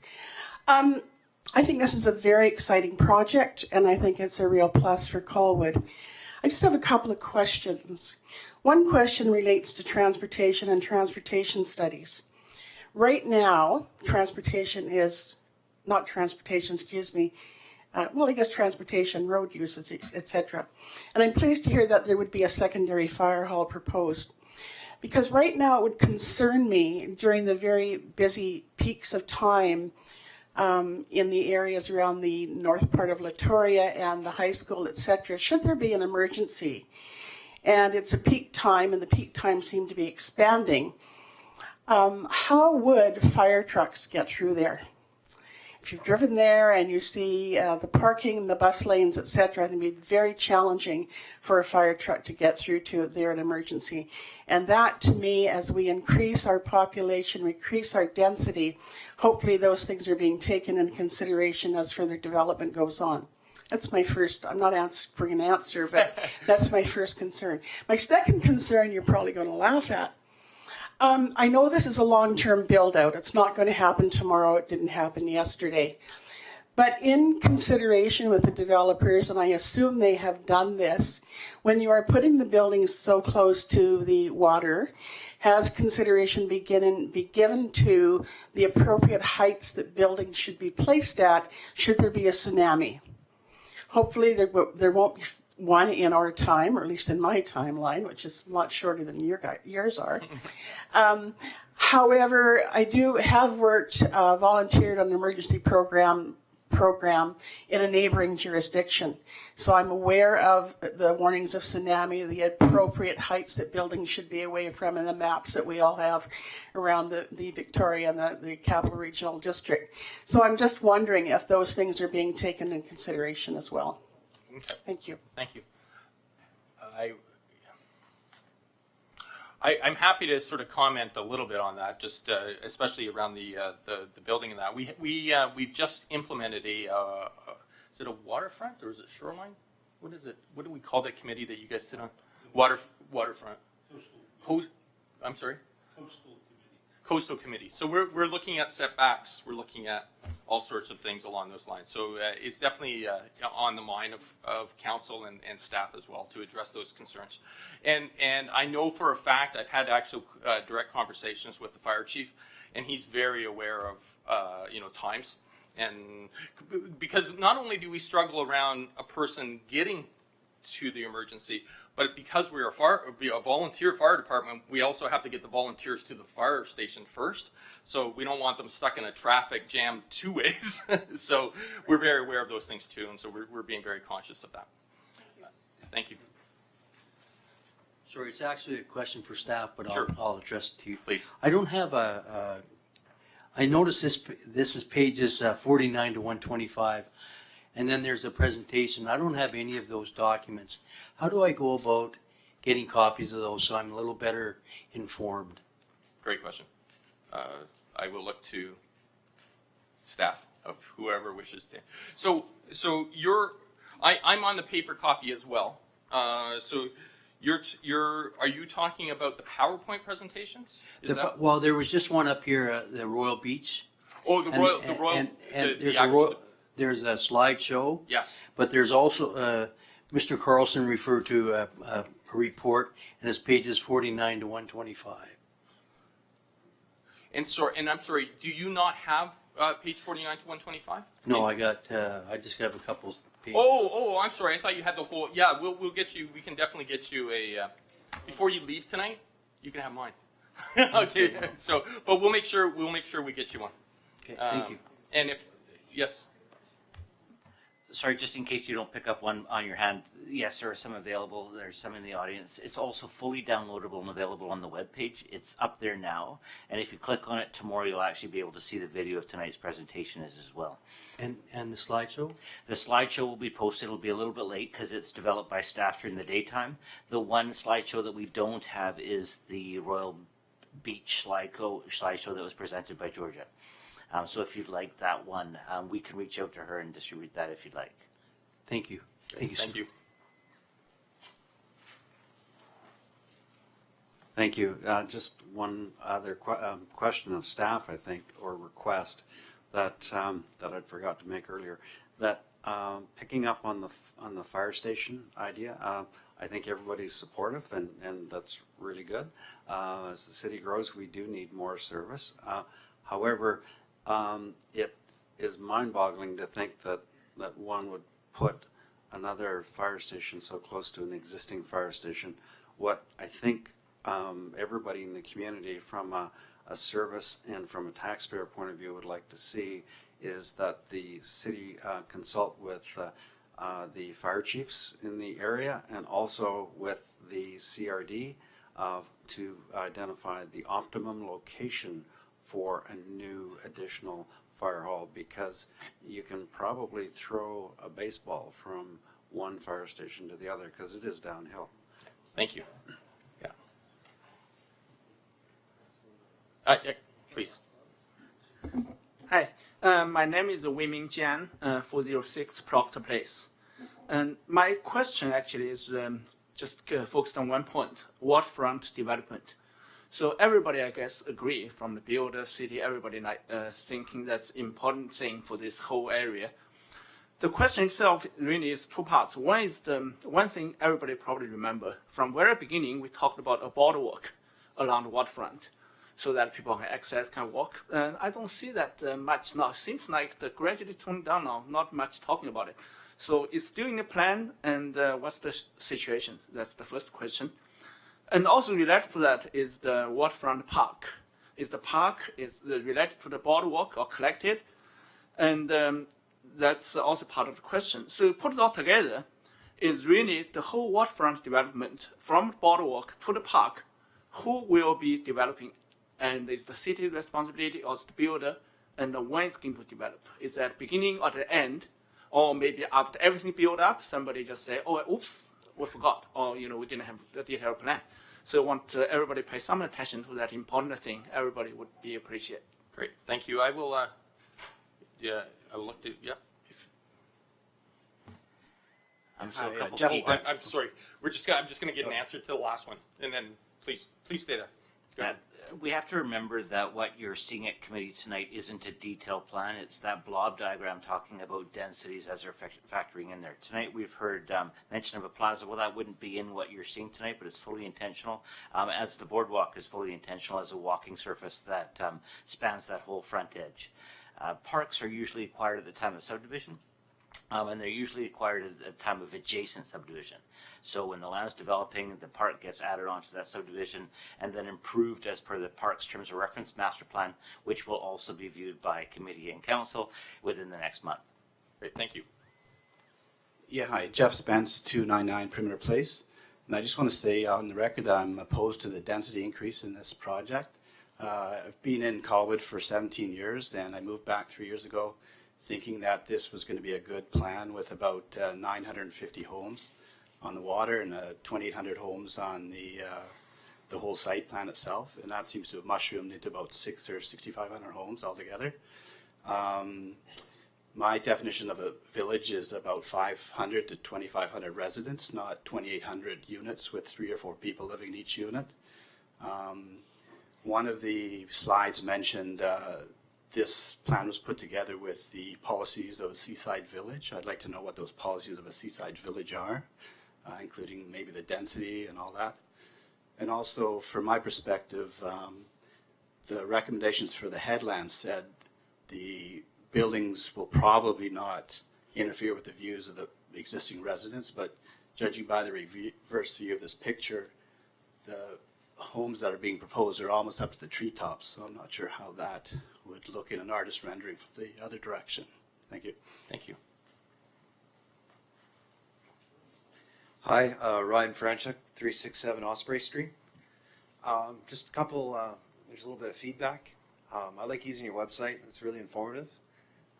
If the presentation materials could be left in PowerPoint versus PDF, sometimes it's hard to zoom in to actually see what the displays or the renderings are of these graphs and whatnot. I also can't help but think, parking's a concern that's not being talked about tonight, possibly in the future.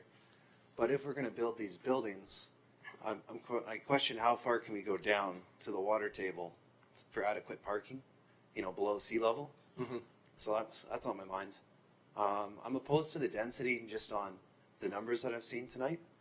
I think a lot of people's views within Royal Bay could be conflicted by that. I think that, we definitely want to promote development, but we got to find some common ground on what could be mutual to everyone, as well as the developers developing this area. Beyond that, just like to, see this continue. So thank you. Appreciate that. Oh, one other thing. Nope. Page numbers, if you can, on the PowerPoint slides. Okay. It's easier to reference, over coming up here. So thank you. Your Worship, Council. My name is Warren Brown. I'm from 3529 Broadfoot Place. I want to congratulate the builder on a very thorough and detailed bit of work here, including demographic studies and some of the questions I wanted to actually was going to dig out. I have a ton of questions which I won't go into tonight, and they all started with the landing. If you're going to have 1,850 people in 12-story towers, I did a thumbnail just while I was sitting there. That means 15 12-story towers to me, and I know that can't be true. So we need to get some clarification around the details that that would accompany this kind of proposal. What's the process, and how soon can we begin to submit questions, or is there a forum for submitting questions that we don't peck you to death like a duck, eh? Is there some way we can bundle questions and get them to you? How do we do that? I'll go to staff. Thank you very much. Staff are fielding a series of questions almost on a weekly basis about the site, and what we tend to do is post the answers, not as a Q&A, but as a summary on our website under Let's Talk Colwood. So you're more than welcome to post your questions to that. We don't respond to them one-to-one. What we tend to do is group them so that way they don't have a specific body that we're responding to, but we allow it to educate the community or inform the community. Okay. I'm thinking of a body of questions that connect the dots, because asking a question on the landing doesn't make any sense if you don't ask a question on the bluffs. So probably putting a series of questions together that somehow give us a better overall picture of the project. You're more than welcome to submit them to myself. My name is Brent Molnar. You can also go through the mayor's and the corporate secretary, Nora Brooks, or you can also approach Celia to fire those emails over to us. And what we'll do is we'll summarize them as well, and probably use Let's Talk Colwood to post that so the entire community can see the sort of Q&A that we've got. Okay, thank you very much. Thank you. Looking at Selena's face, I would suggest that you send it to Brent.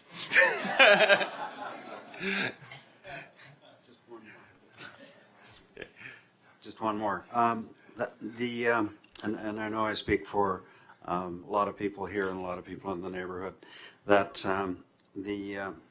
we're opposed to the application as it's currently being brought forward to you. And one, there's a number of reasons, and as Warren said, we will get into lots of them. But right off the bat, we've heard this for some time, that Seacliff was wanting to reduce its commitment to commercial development. That is fundamentally contrary to the spirit and intent of the OCP, of having the seaside village right down on the landing, right down. There's supposed to be public access to the beach. There's supposed to be a beautiful boardwalk. There's supposed to be bicycling along there. There was supposed to be a green area for families to sit and picnic. There was also supposed to be some nice restaurants built right behind that with ocean views so that we could attract business and create jobs in the community. So it's alarming to see, like on this initial one display, that they're proposing to reduce the amount of commercial space that was, we're seeing lots of requests to increase residential space. I think as a community, we would actually rather see it go the other way. So thank you. Thank you, John.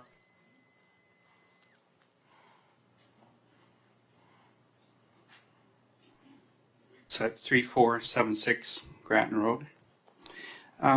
With the increased traffic that's going along Machosen Road, there's almost a constant stream of traffic there right now. Is there any provisions to kind of control that sound level to come into? I know the ones residents along Kenny Court and myself on Grattan Road. There's a lot of noise from that, so that was one concern I had. If there's going to be a buffer along there of some sort to try to control sound that's going up and down that road. I can tell you presently, no. Okay, that might be incorporated. That would be a good thing. Yeah. Okay, and the video there showed parks, a lot of park area down on the south side of the project. Is that not the same area that the ferries are going to come into? Or is that the ferries would be further south? I will look to staff on that one. Unfortunately, this is Royal Beach sludge deck. So, Your Worship, if the proposed ferry terminal would be adjacent to the landing, which is on the low part, essentially, of the site. I believe the part that's being referred to is more to the south, where the bluffs would be. So, that's a completely separate area. Okay. Your Worship, if I may, just as a point of clarification, because this has come up a few times and perhaps something's being missed here, but As part of this application, as part of what will be before council, will be a Royal Beach sub-area plan, which I referred to in my presentation. That sub-area plan will have details around design, around open space, around the waterfront park, around how the parking functions, around how the commercial, where it goes, what it looks like. So those are yet to be developed. We're in the process of working through that with the applicant, and those will be in front of committee and council at some point in the future. Okay. Okay. The other question on it's a 12-story maximum is what they were saying. How many meters above sea level will we be? Where is that building going to be positioned in on that? Is there a maximum of that? Of how? Your worship, there isn't contemplated at this time any relation to above sea level. What I can indicate in the concept so far is that those 12-story buildings would be primarily located at the toe of the slope that fronts onto Machosen Road. So they will be up towards the back part of the site, not near the water. Okay. And that will be shown on the more detailed plan at yeah, a later tonight, date. Yeah, tonight we're really just talking about land use and correct. So we're not actually talking about design at all tonight. Today's just about this is the proposed land use. Okay. From a community standpoint. So my only concern then would be the sound thing, as far as the density and how many homes are there. Thank you. Okay, yeah, thank you. We'll make a record or a note of that. Paul Stinson, oh, sorry. Should have had a glass of water. Paul Stinson, 305 Perimeter Place. First, I want to say this represents an extremely great opportunity for this development. Second, right now, I'm currently opposed to the current density that's being proposed. I happen to be a resident that's been there for 17 years since it was originally owned in Lehigh. And it was supposed to be 2,800 homes or single-family dwellings combined on both sides. Now we're hearing densities that have well doubled. And during that time, looking at the 2015 transportation plans, et cetera, that's all available, I see that the roads have not kept up. It represented that there's no requirement by 2038 to build out Latoria or Machosen to be any other than 2-lane roads. We already have seen more than 1.9% increase, which is what the plan was based on. So challenge the administration to what are you going to do about that? We have sorely been lacking. The roads have slowed. I get why, but representing going back to Latoria 2-lane and given the emergency response times, how's that going to work? What's the plan? Shouldn't that go first? So that's my primary point, and I'll wait for any responses to that. Great, thank you. Well no, I guess the only thing I would say is council is very aware, as well as staff, around our transportation corridors and how do we move people. And we've had significant conversations specifically about Latoria and VMP and about how we're planning on routing people and routing people out of our community. So it's definitely top of mind. Can I give you the answer right now? Absolutely not. So but go ahead, Brent. Sorry, I was just looking back to see if I could recall the meeting date. I think it was January 21 or January 13th, that if you're interested, you could go onto the webpage and pull down that report and PowerPoint presentation on traffic for all of South Colwood that speaks about the timing and necessities of improvements. Yeah, I reviewed some of those documents, and those are the documents I'm referring to that speaks of a growth of 1.9%. Yeah. I think I represent for 17 years, it's gone more than 1.9%. I would say it's probably tripled over that period of time since I originally built on that land. So I'm concerned that there's now increased density. We're taking pieces apart. So it used to be dealt as the whole. Now we're looking at just the beach side of 1,800. We already know the other side has about the same, now being proposed for another. To what end? But no transportation improvements have happened in 17 years. All we've seen is improved greatly appreciated sidewalks along some of Metchosin, but that's not enough. It doesn't move people. I represent a commuter that goes back and forth into town because of necessity for work. We go down the lagoon. We can't go any which way, and going back and driving 7 kilometers backwards to get onto higher traffic, it's just taking even more time. So it's not doable in its current configuration, and therefore I'm opposed to the current density. Thank you.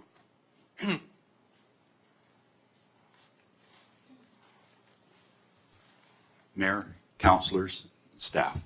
My name is Roger Conrad. I live at 309 Perimeter Place. I think these are exciting developments, but to say I think we're putting the cart before the horse. We're looking at densification, which are going to double in both. I understand Royal Beach is asking for a densification increase. I understand that Royal Bay is going to be coming to you with another density increase. So as the previous speaker spoke to, it looks like from the original, when Lehigh had it, to if these densifications are improved, we've tripled the densification. But if you go from the OCP, we've doubled the densification. My concern is the access and egress on Metchosin Road. When council was considering this proposal, when the pension fund owned it, I made the suggestion that they look at Latoria and Metchosin Road and put an underpass in, so people wouldn't have to stoplight at the bottom of a hill, especially in conditions like we just had, very snowy, a lot of frost on the road. And I've been to most of the open houses, and they said, well, what we're going to try and do is we're going to try and direct the traffic up Latoria to Veterans Memorial and get people out Veterans Memorial onto the Island Highway. I said, give your head a shake. People are not going to drive extra time and extra mileage to suit traffic. They are going to take the shortest, fastest route, which is Metchosin Road, especially in the Royal Bay. And I was going to do my homework, but unfortunately, this meeting about this application wasn't published. I heard about it by word of mouth, so I would suggest to council, when meetings of this nature are taking place that are going to affect people in the immediate area, at least send out a notice to us so that we know, because I'm sure in my neighborhood there would be 3 times the amount of people here. I'm not opposed to development. I think this is an exciting project, but I think there's got to be more forethought put into it. Okay, if we're going to allow this densification, what are we going to do to the roads? How are we going to improve them? You know, Metchosin Road, there's parts of Metchosin Road that have a double line. I don't know if you're aware of it, but people can legally make a left-hand turn across a double line into a private residence. So you have traffic backing up all the time. You only have to go out Monday to Friday to see how many people are making a left-hand turn into the school to drop off their children, to see how that road backs up. And it's the same coming the other way. What's going to happen? I know Colwood is planning some for engineering improvements on Metchosin Road. What are they? You know, there's still lots of left-hand turns there. How much more is that going to back up traffic and increase for emergency vehicles to get around if they have to go into Royal Bay? So I think there's some thought has to be put into this before we make this jump of faith. And let's find out what it is, let the people know, and make a good decision based on good, solid facts. You can't base this on, we're going to do it, we don't know. All I've heard is a lot of things we don't know. Well, you damn well better find out and make the decision based on the stuff that you do know. I mean, it only makes common sense. So I wish the developers all the best, but I really think more forethought and more planning has to go into this before this goes ahead. Thank you very much. Thank you. Okay. Oh, no, one more. Good evening. I'm Hannah. I'm living on Latoria Road. I have a concern. I'm a mom of 2 girls. One is going to Richard Elementary School. I have a little one is expecting to send the elementary school soon in a few years. I would like to raise a concern about the children's safety on the Metroson Road. I was surprised with the plan, proposed plan to build the hotel. I was thinking about community-based plan would be nice for people. I would like to, when it comes to traffic, we are trying to increase and make more convenience on traffic, but where we are living in this village, we are the people, and it doesn't match to the walkable community. Thank you. Good evening, Council. My name is Jeff Smith. I live at 492 Regency Place here in Colwood. I think this is a very exciting undertaking. I think a lot of us in Colwood should take great pride in the leadership that's being provided by Council in terms of improving the tax base and et cetera. But I note in today's handout that we're talking about a ferry terminal. The developer shall allow for a site for the ferry terminal as identified in the development concept. Now, I may be stretching this a little bit, but we've heard a lot about the concept of having a ferry. In fact, there used to be a ferry, I believe, sponsored by the DND going back in time. But I think that if we're going to mitigate traffic, vehicular traffic, it's really important that we think about the ferry. And is any work being done in terms of development of the ferry? I mean, it's great to provide a site for the ferry, but what is happening in respect to the ferry? And I think that would give us a lot of comfort to know that, oh my goodness, there's something actually happening there to move people from Colwood to the downtown sector. So that would be my question primarily is, could you give us any information in terms of the ferry piece? Oh boy, can I ever! Don't get me started on ferries. So one of the things I'm happy to share with the public. Clearly, we've been working, we've been working with direction from Council to try and develop the ferries. Where we're at right now is basically we funded, or excuse me, the developers of Royal Bay Beach and Gablecraft Latoria South co-sponsored with BC Ferries an initial study, feasibility study to see if it was even possible.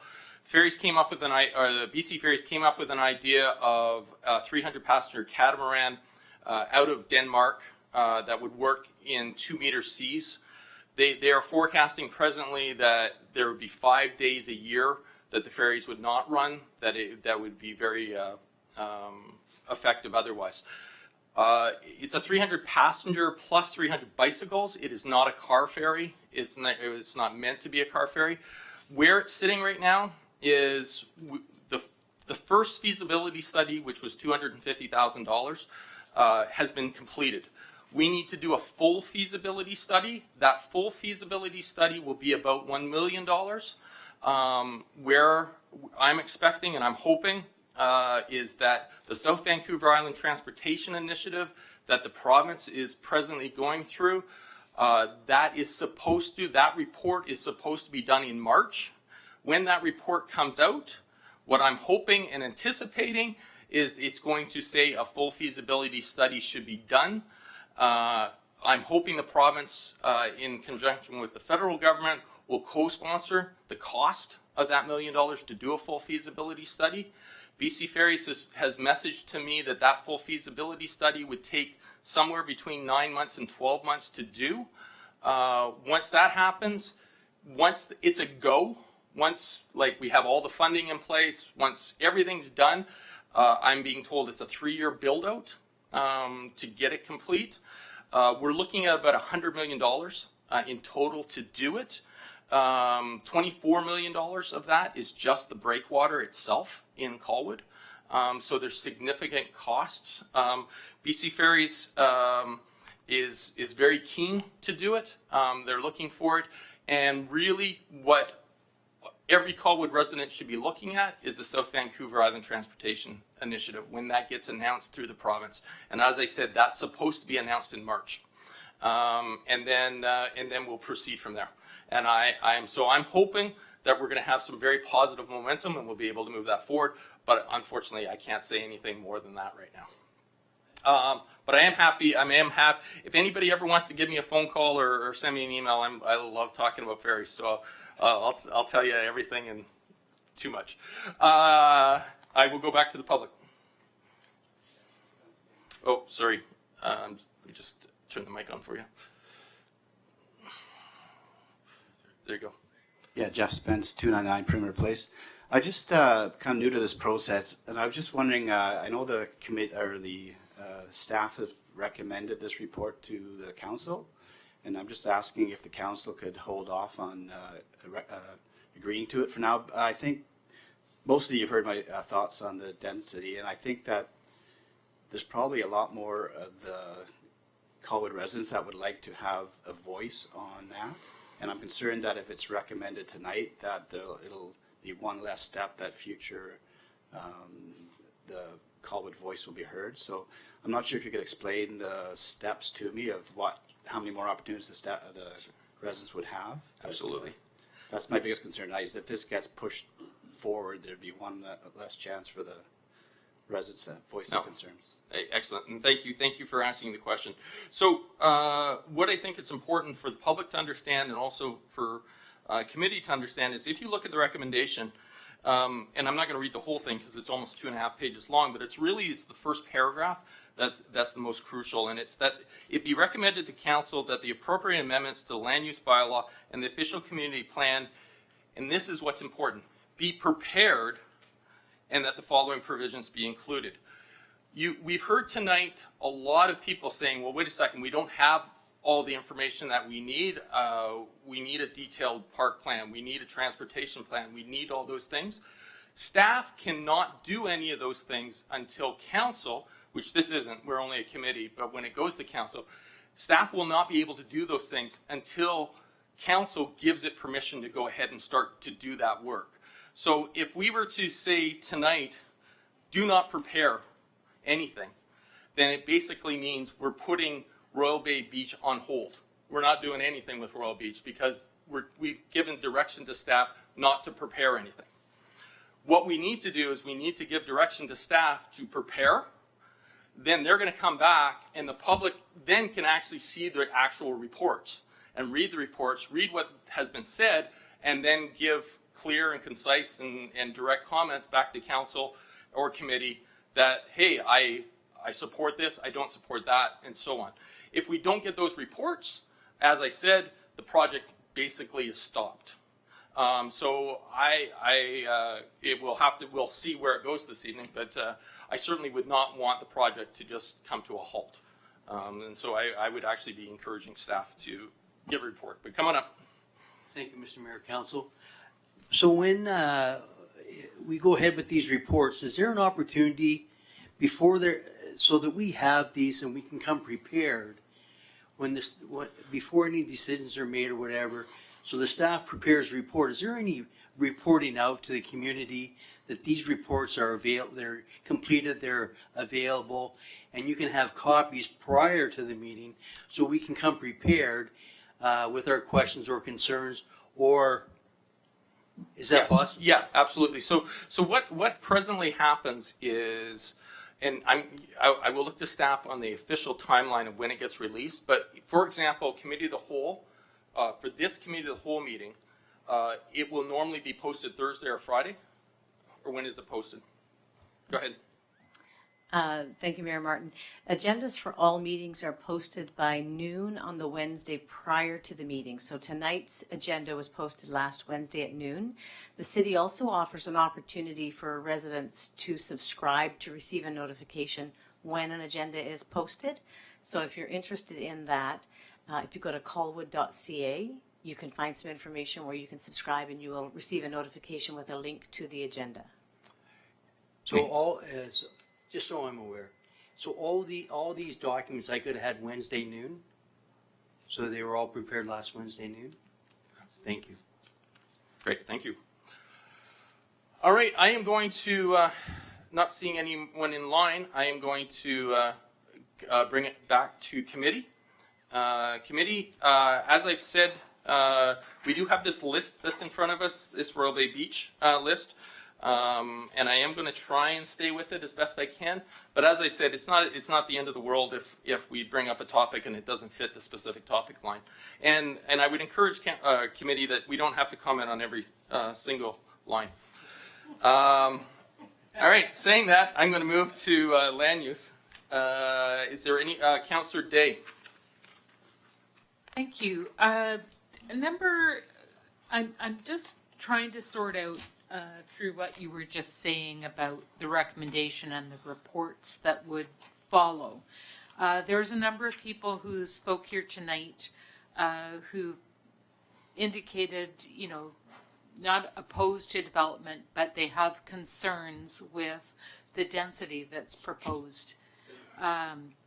So my concern is that if we just say, yeah, go ahead, bring us the reports, and we don't give any indication in terms of the land use issue about the density of these developments, how do we make that fair for our audience and for staff as well? Because if we give them their marching orders, they go away, they come back, they've considered all the intersections and the storm drains and the very long list that we have. But if the basic premise of the density is not something that we're, that predicates everything else pretty much in terms of that's how big the storm drains need to be, that's how the intersections have to be designed, that's how all of those things feed into that. So I would like to ask staff, how do we respond in a way that our public can then have some choices in looking at what comes forward next?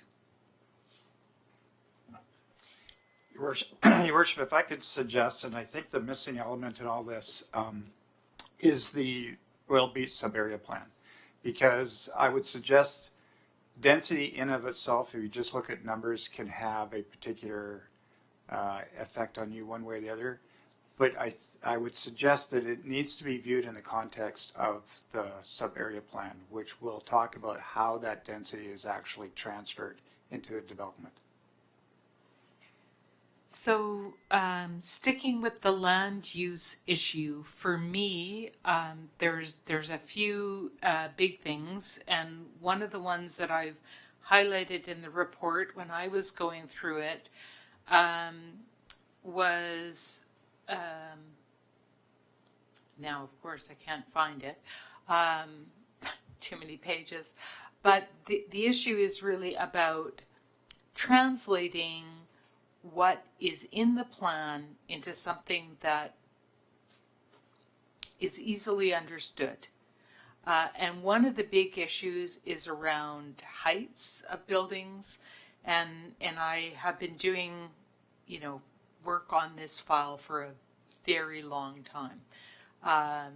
I've been working on what should happen with Royal Bay since before they ever proposed a development. So this has been more than 20 years in the making.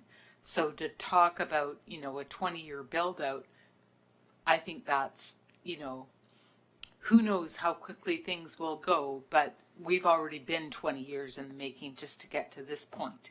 And it started with trying to protect something I heard a lot of the public mention here tonight, which is public access to the waterfront. And that started with the order in council, the moving of Machosen Road. That's a very long-term desire of this community to ensure that the waterfront that once upon a time we all drove along beside is accessible and visible, because it's a big part of our environment. So I'm very concerned that our maps need to show the heights and something of the massing of the buildings. And I'm not saying that we have to have our view corridors, protected in a specific way, but we do need to understand where those views are going to be in the future, just so that we know what we're actually building here. Because without understanding what will exist in the future, I just feel like that is really impacting people's feelings about the density. You know, will the roads be able to handle it? Can you get out of your driveway in the morning, sort of issues. But also, when I look out my window, what am I looking at? And there's a lot of people who have already invested in being a part of this part of our community, and they need to know. So I'm looking to try to understand, how can we shape this in a way that you can go ahead and bring back your report with more information for everybody, but that we're not so locked in to this particular density, because some of the numbers that I've been looking at compared to the first iteration of the plan for this part of Colwood, it's 10 times what it was. So, you know, I think we need to evaluate if those densities create a community that we can enjoy.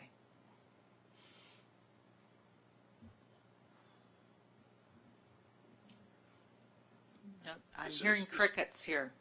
Well, I How guess do we- I guess the question, we're just trying, let's try and tighten up your question. So, just for staff's standpoint, so are you asking, when is the discussion around density? Is that what you're asking? When does that discussion occur? No, if we move the recommendation as it's worded before us, then I would assume that staff are going full steam ahead on the density that's been proposed. And I'm not comfortable with that. I've heard a number of members of the public say that they're not comfortable with that. So how do we have an option on that?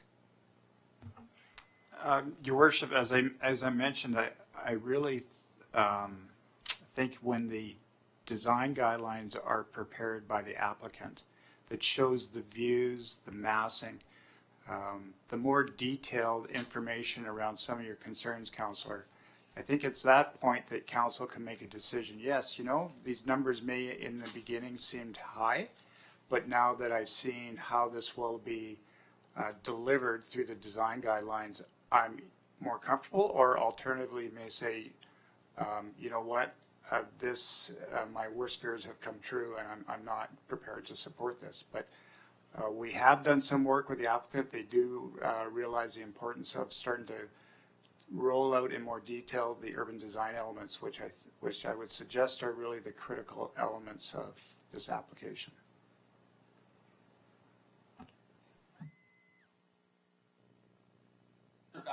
Excuse me, Councillor Baxter.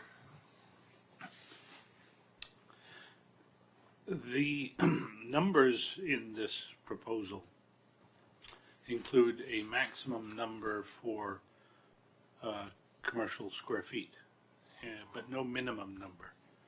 And I think when you rezone something, you set a bunch of rules around what is going to be built.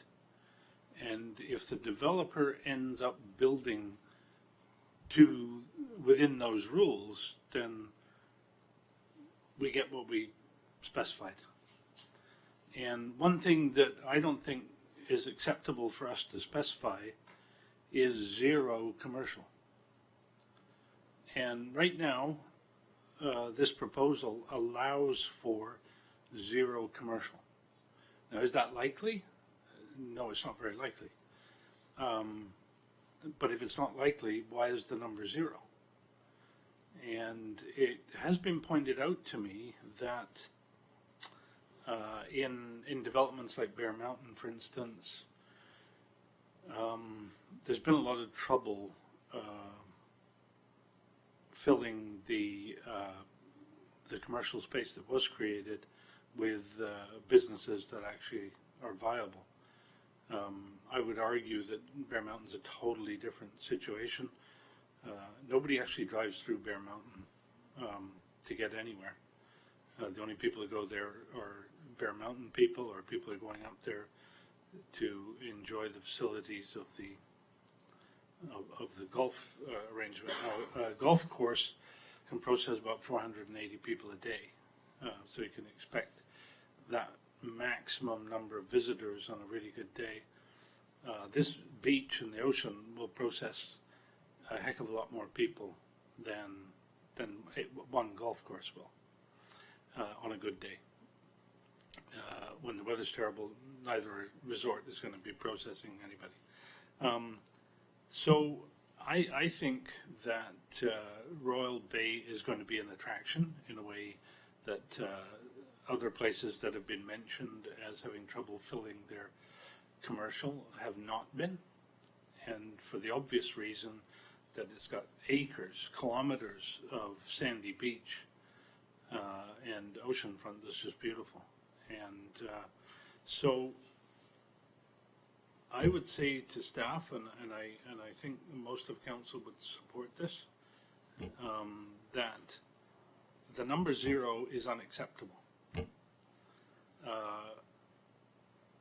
The examples that have been mentioned to me in my discussions with folks indicate we need to be careful with what that minimum is, but the minimum is always, it can always be changed if experience shows that we got the wrong minimum. But I think we need to start somewhere with a minimum because, as I say, you can't blame anybody but yourself if you set a series of specifications and they provide what's in those specifications. And if 0 is in the specifications, then we've got the wrong specification. So I would ask staff to come back at the next stage, and that's one of the advantages of all these stages, is that we get to say this, and provide us with a minimum that's been discussed with the developer and that seems reasonable to everybody, given that it can be changed. And a small example that occurred near here is the Latoria Walk development, where the building that currently has the red barn in it was zoned for 2 floors of commercial, and fortunately that was a minimum. I think it was also the maximum, but basically they were required to build 2 floors of commercial. Well, once the developer had built all the houses, because of course you build the houses first because they make money quickly, and commercial makes money slowly, the developer came back and said, I can't do the 2nd floor, I can't fill it. And the council of the day, all credit to them, held their ground and said, no, you're building the 2nd floor of commercial, that's what it says in the zoning, we're not letting you off it. But they gave the developer another floor of residential on top of that building. Now, in that particular case, that was fine. The developer won something, the city got what it needed, and the 2nd floor is now filled. So I think we need a specification we can work with. So I've said enough on that. Sticking with land use,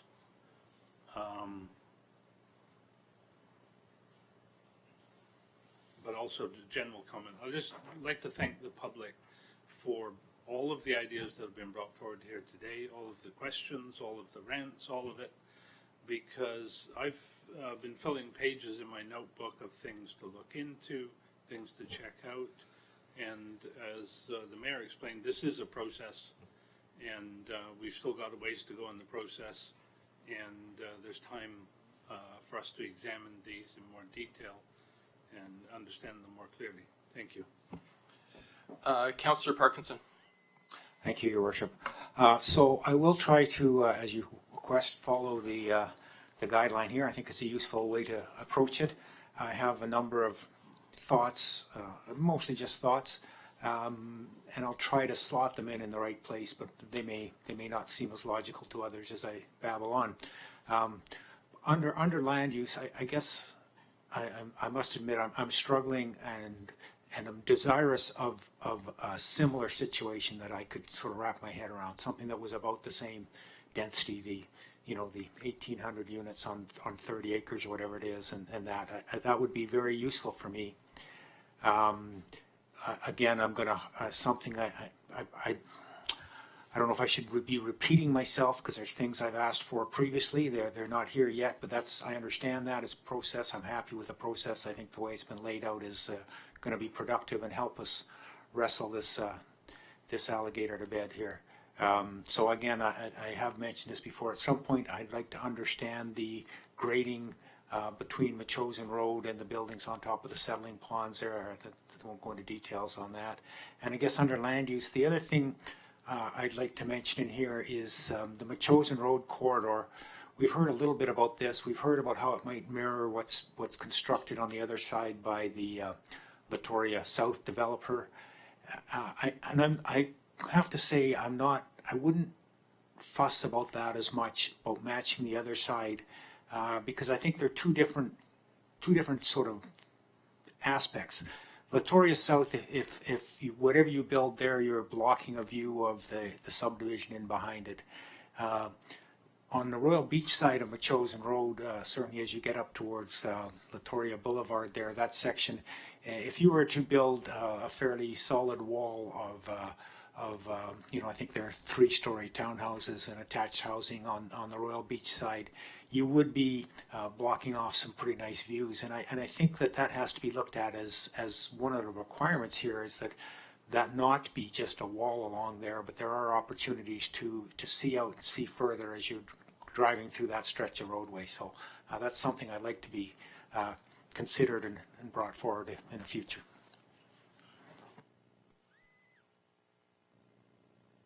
Thank you, Your Worship. Briefly, I think as staff had pointed out, we're very early on in the process, and I think what I heard tonight is that there's a lot of needs and wants and more detail, and which I agree, and I think how we get there is, as Dennis correctly stated, was that we need to do a more detailed Royal Beach sub-area plan that would bring some of that specificity to, thank you, and hopefully provide some certainty to residents on their needs and wants. And I was encouraged, quite frankly, to hear some of the plans that were outlined and some reaction to some of the feedback that members of council and the public have provided in terms of treatments to the waterfront walkway, and of course my personal favorite, waterfront pub. I'm not sure why Georgia looked at me for that, but anyways, so what I'm gleaning out of the presentation is that some of these elements and concepts have been woven into the plan, which is encouraging. I'm hearing though that public wants some of that stuff cemented in there and some more detail, which I agree. Michael actually brought up a very good point about the minimum standards for commercial, and while I agree it probably won't be zero, I think in terms of a safeguard, some sort of minimum would be appropriate. So the public and the city has some minimum expectation, and I think that's probably easy to incorporate if the developer is serious in fulfilling its obligations. So if that's possible, I'd like to see that. I think what I'm really interested in, kind of jumping ahead, is the detailed aspects in the report, such as the parks space. How does it meet the needs and wants of the community? We heard accessibility to the waterfront, and I'm interested to know, will access to the waterfront be maintained during construction and that sort of thing? It's very important. The community has kind of taken ownership of the park down there and love it, which I think from a developer's point of view, that was really a great selling feature to draw attention. and ownership to the property. And then I think the other hot button thing will be the parking issue and how that's treated. And I would tend to agree. And I know I'm jumping ahead, but I'm not going to be speaking again.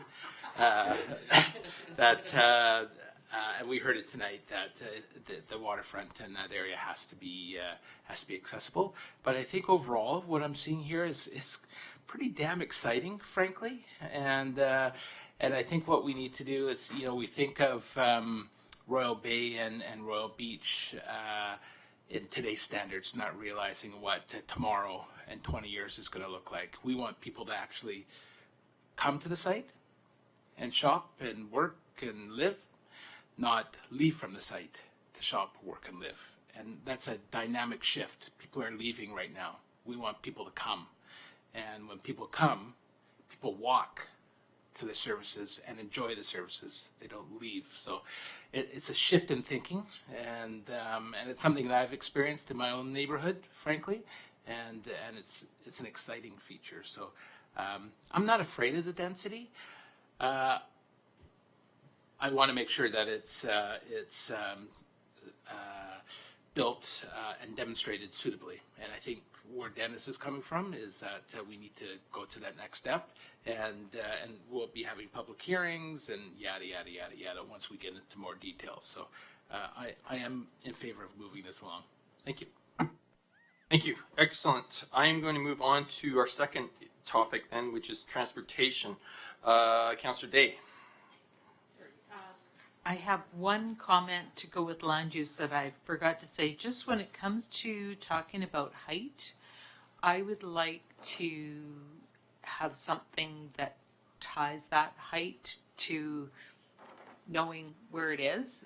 We've had a lot of developments happen where the land is altered and then the building gets put on top of it. So I'm just asking that when we're talking about height, can we find a way to nail that down so that we're all talking about the same thing?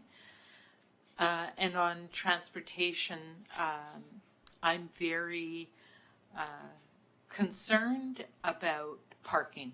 As a destination, a commercial destination in our area, I want to make sure that we don't paint ourselves into a corner and end up having the kind of conversations the City of Victoria is having right now, that there is no place to park. Every meeting I go to, it's, did you find parking? And it's like, seriously, it's a big issue. And once the plan is set in stone, it's very hard to change that afterwards. So that I think is very important to me. And the other issue that goes with transportation is transit. And so far, I believe transit has been talking about bus bays and, putting us on the frequent transit corridor, which is all really great. But since Royal Bay began to be developed, it's always been envisioned that there would be some park and ride opportunities, and I'd like us to find ways that will fit in. And I'm sure there's lots of different ways to look at that. But if for some reason the ferry terminal doesn't end up going ahead, and I certainly hope that it does, because I think it would be a great addition for the whole region. But if for some reason it doesn't, I think that the park and ride would be even more critical, a way to get people not having to drive down Machosen Road or VMP or head in the wrong direction to what they're looking for, but to actually have a transportation hub. Thank you. Councillor Jensen. Thank you, Your Worship, and a lot of great material here today. Thank you for the presentation, Dennis, and your input, and thank you to the developer and most importantly the public. I have a few notes myself. Much of it's been spoken about. We are expecting a robust transportation plan and parking plan. That's yet to come. One thing I haven't heard about it's more a comment or something I might bring to your attention, Dennis, is there, from everything I've seen, there's the one primary entrance egress road down the hill. And then I believe there's only a secondary outlet up on the bluff area to Metchosin Road. Am I correct? Is that 2 in and outs? Is there a third one up there somewhere?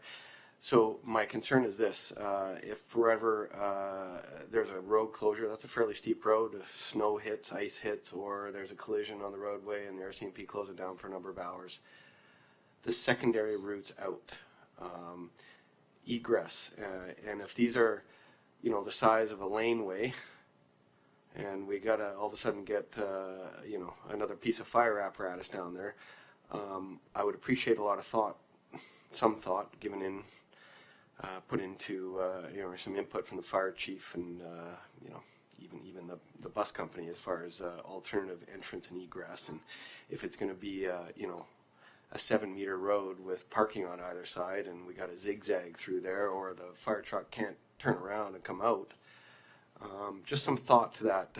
And again, it was mentioned tonight about a tsunami and a mass evacuation, and we're limited with our egresses and the size of, you know, if there's a primary and then an identified secondary egress, maybe the size of that secondary departure might be different from the third one. You know, so again, I'm not a traffic engineer, but some thought put into that would be deluxe, which goes along with road standards and the parking and the transportation.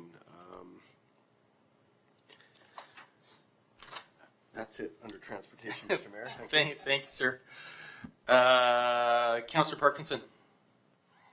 Thank you. Actually, just mostly want to echo what Dean just said about the internal road things. I think the internal road pattern and how it works is going to take a little bit of thought. You know, there's not a lot of roads. There's a lot of density. Let's just make sure it works and make sure we understand that before we go ahead. I think I'm speaking to the converted.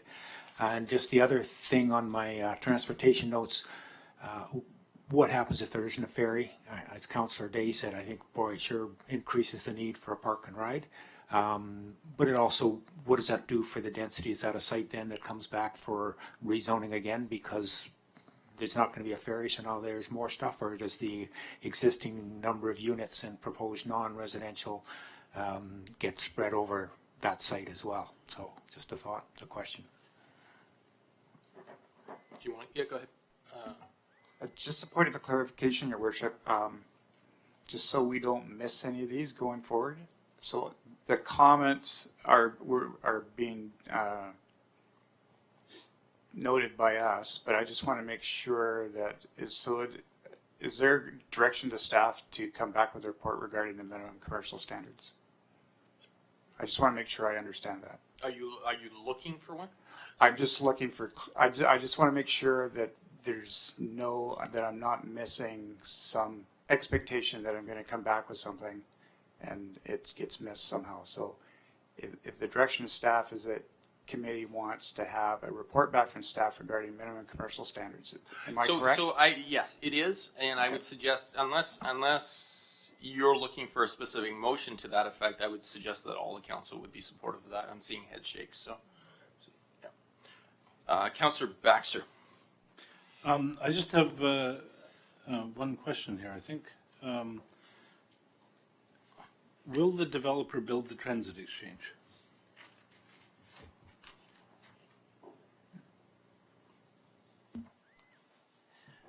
So the immediate thought that came to my head was which transit exchange. We've had discussions at the table here about a park and ride location. BC Transit has already specified to the developers on both sides what sort of exchange they're looking for, with the caveat if there's exchange, for more detail, if there's a ferry terminal. So the sort of exchanges that Transit has requested so far are 2 curbside laybys that are not developed in a sawtooth pattern. So it is not your typical exchange because Transit's actually has stated in their referral so they can be converted to parking at a later date or from and to. So there's a duality of that. What they did speak to was the if and when there's a ferry terminal down on the site, That's where they've actually spoken about an exchange, lay-by stop locations, but they haven't spoken to a number of vehicles. It's about the transit stop priority and a place where they can, wait and stop 15 minutes. Yeah, that's the one I was referring to because it's there in one under transportation, provide a transit exchange within the landing. I was just wanting to be sure that that wasn't just provide the land, that is build it as well. Not that it's a huge structure, of course. No, but the choice would be to incorporate it, and exactly, that would be part of how that we're trying to develop these plans out from here, is to incorporate that into that build form. Thank you. Thank you. Then I'll move on to parking. Okay. Services. Okay. Fire. Oh, I'm sorry. Sorry. Councillor Parkinson. And it's again, it's just repeating something that I have brought up before, and that's the sewage lift station that there will be a sewage lift station required at the low point, presumably of the landing. I would think that the city would like to understand if it's possible to make that the lift station and not have it pump up to the existing lift station on Machosen Road and then pump that again, so that if we could eliminate a lift station, and I know it's sort of down in the details and it's just something I just don't want to get forgotten, so I just wanted to again put that flag in the air. There's in fact 3 lift stations there now, and if we could eliminate all 3 of them, the cost savings would pay for a whole bunch of parks maintenance or whatever we wanted to do with it. So just not to be forgotten. Okay, go ahead. So for clarity there, like we did with the traffic and asking the 2 separate consultants in the 2 different projects to work together for traffic consulting, that is what you're seeking, as well as a joint solution as to how we can best try and limit the pump facilities down to 1 as far as possible. Oh, I'm sorry. Councillor Perkins. Yeah, I think so, and I think that it may be more a cost saving than a cost thing. I mean, some of the equipment in the existing lift station may be relocatable and reusable. So, and it may be that it's not practical or feasible, but I think that this is the chance to have a look at it with potential long-term cost savings for the city.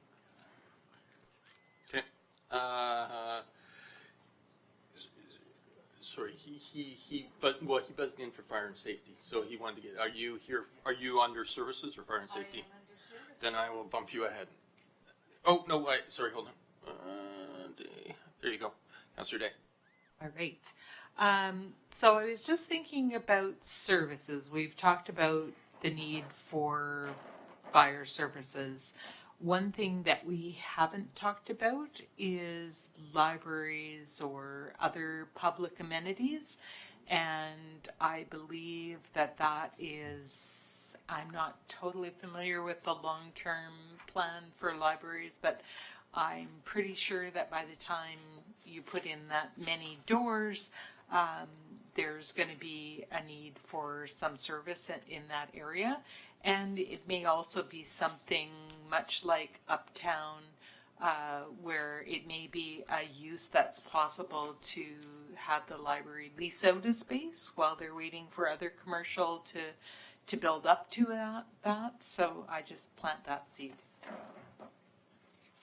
And just to answer, not to answer it, but just for further clarity around libraries specifically, because I'm quite aware of libraries. The way libraries work, the GVPL, the Greater Victoria Public Library, the way it works is all capital costs for a library is borne by the municipality. So if we were to build a Colwood library, it would be the responsibility of the municipality to pay for the library, to pay for the inventory, to everything.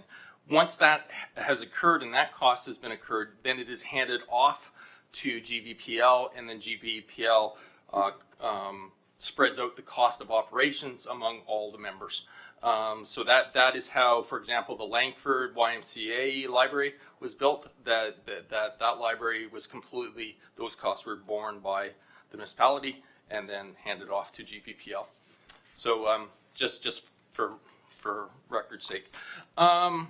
Moving on to fire and safety, Councillor Jensen. Thank you, Your Worship.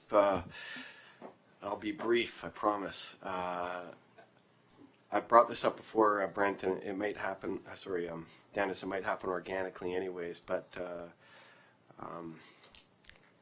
no mention of CREST and communications capacity and building penetration for the safety of our volunteers and for the community. I think it happens somewhat organically, but I would love to make sure that the price of an antenna, repeater antenna, necessary for a newly built building is part of the delivery of that building to the community. Great. Good. Moving. No one else for fire and building. I'm just looking at my computer screen, so if you please buzz in when you're ready to talk. Building. Is there anyone for building? Councillor Jensen. You really got in there fast. Thank you, Your Worship. End of trip facilities. Help me out. So the proposal from staff there is for primarily for commercial buildings. So it would be for staff. That's really what it'd be targeted towards. That if they wanted to ride to work, they'd be able to shower and change before they started work. Okay, I pictured something different. That's perfect. Thank you. Lots of talk about electric vehicles, and that's great. And I love that we're moving that direction. Just one further push. E-bikes are becoming a viable form of transportation, and we wire up the parking garage, but we need to wire up the bike compound as well. There's some thought for that, and that technology is progressing. And we are trying to encourage people to use alternative forms of transportation. That's it. Councillor Dick. Thank you. Just a quick follow-up on that. We've done it here at City Hall, and it is still a major requirement, and I'm sure that we will have many of the new people who move into Royal Bay and Royal Beach looking for a place to charge their mobility scooters.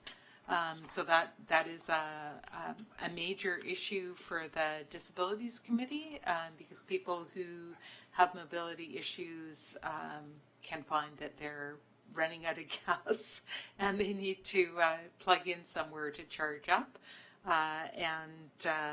The general accessibility of the site, there are some really good guidelines on that, but I'd just love to see those included. Thank you. Fire hall funding. Councillor Parkinson. Again, just trying to fit some of my thoughts into the proper space. It appears that there's going to be some sort of an amenity fund generated to help pay for the fire hall. And so my other comment there is the amenity funding that's going to be enshrined in these bylaws, if they carry forward the way they are, is I think $1,500 a door for amenities and $500 for affordable housing. And I believe those numbers are probably in the order of 20-some years old by now. We're looking at a project that's going to go on for, a minimum of 20 years would be my guess. And I think council should consider whether those are the right numbers or whether there's a mechanism to have them change over time or should be changed now. But I guess it's a speak now or forever hold our peace. If we just leave them the way they are, that's the way they'll be for the entire thing, which may or may not be the right numbers. Great. And I see staff recording that, so that'll come in one of the reports. Moving on to road standards. Anyone? Okay. Parks terms of reference. Councillor Parkinson. I didn't mean to hit that quick. So I guess the only my thing I wanted to sort of talk about there is obviously hard not to be really excited about what the parks down there could be and should be and would be. We've heard a strong desire for the nice restaurants and the commercial in there. My sense is that a lot of that high-end commercial and fancy restaurants is going to be a while. It'll take a while to get to the economics to be viable. We'll need enough people to move in before somebody builds the restaurants. I know the pub will be there on day one, Gordy, relax, I'm not taking that away from you. But I think we are going to end up with a very large and exciting waterfront park area and just basically waterfront, the stuff that's not necessarily dedicated as park but is waterfront. And I would say that we want to over time probably take our occasional eats and beats and weekends food trucks down at the lagoon and move it up there into probably a more permanent type of food truck where people can go in the evenings and you know, if Gordy's bar isn't open yet, maybe we could even have a pop-up bar there, quite successful. So I would just like to make sure that that sort of concept is written into it and is feasible, because I think there'll be a big desire for that. Thank you. Councillor Logan.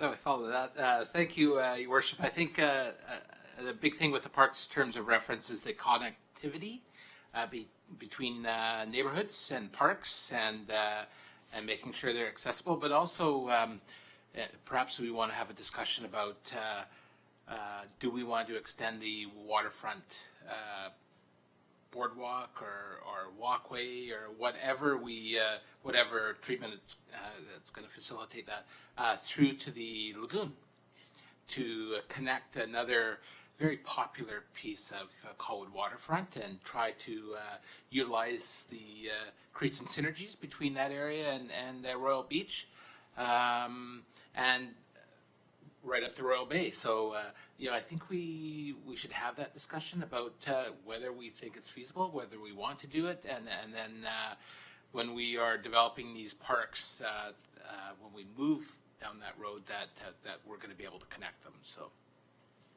great, thank you, Councillor Day. Thanks.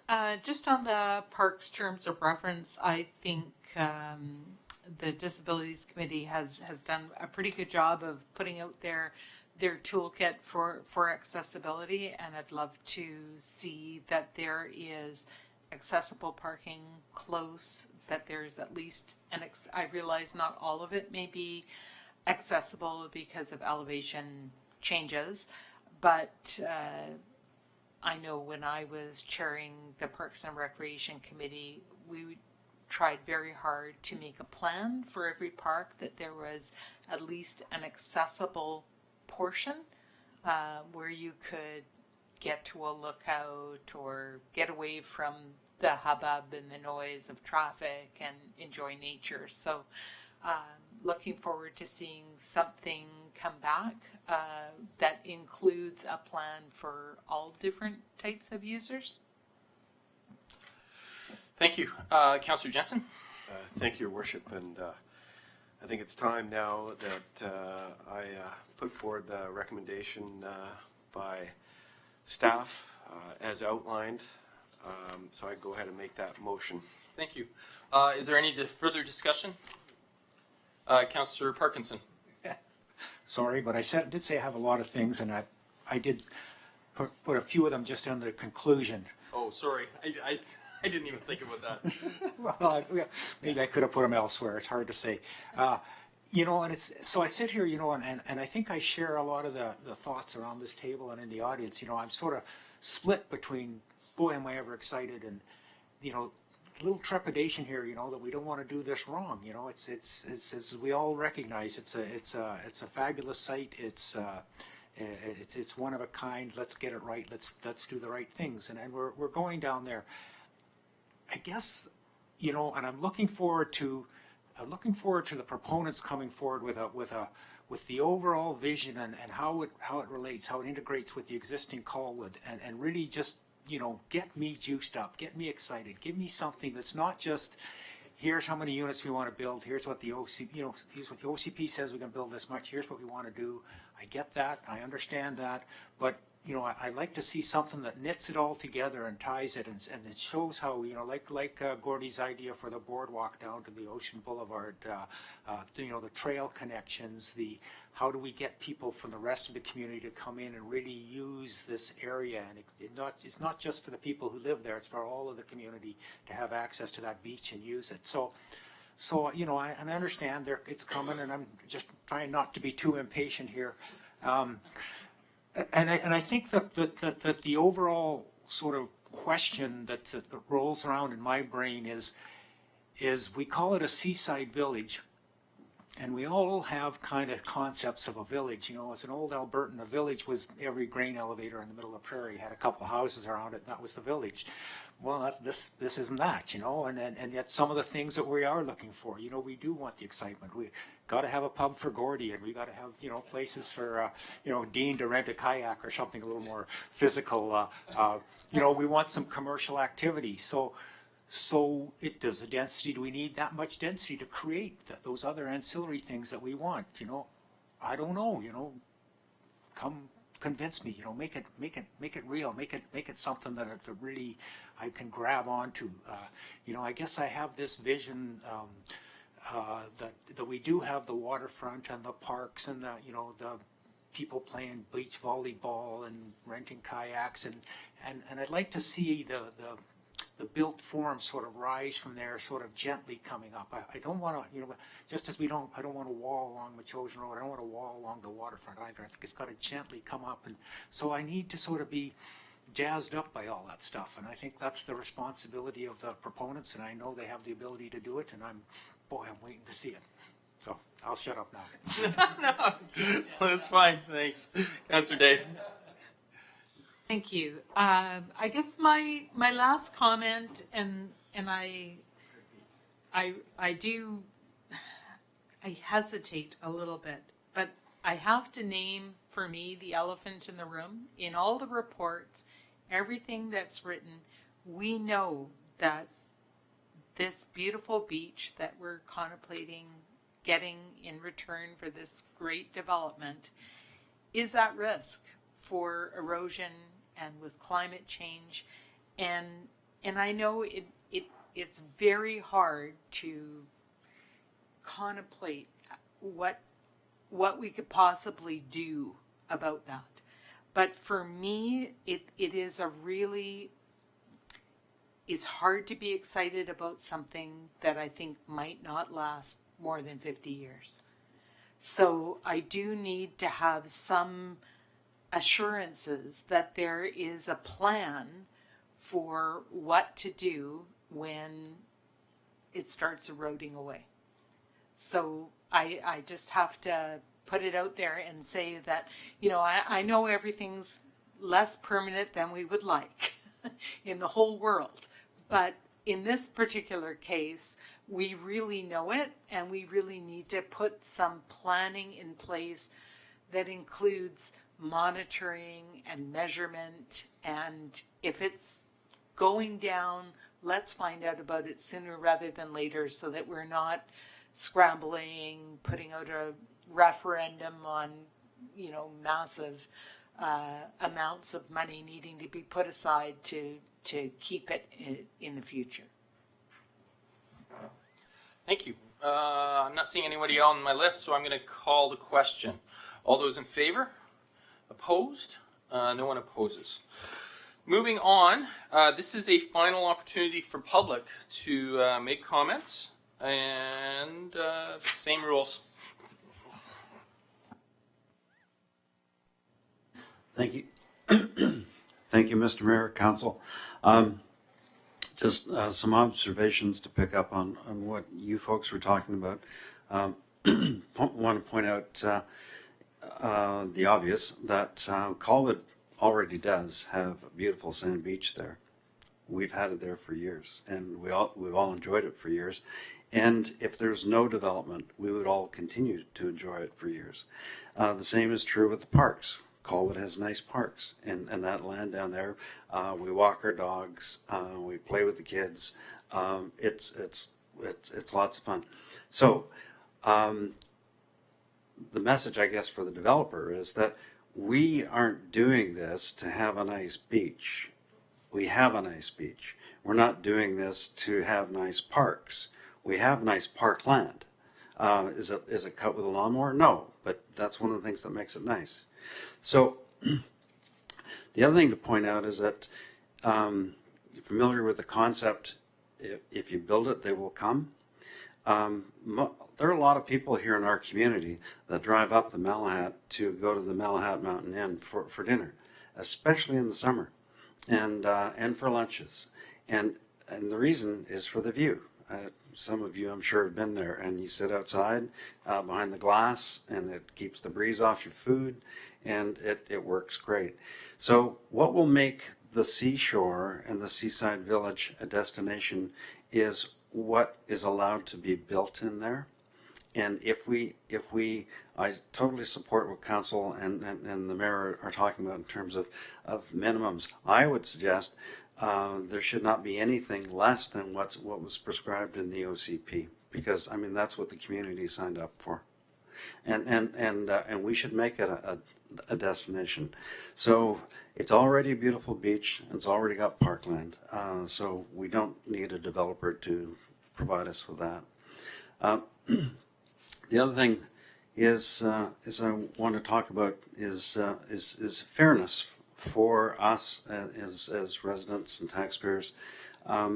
We had some discussion. You've heard a number of us talk about wanting to be able to feel that we can fairly participate and contribute.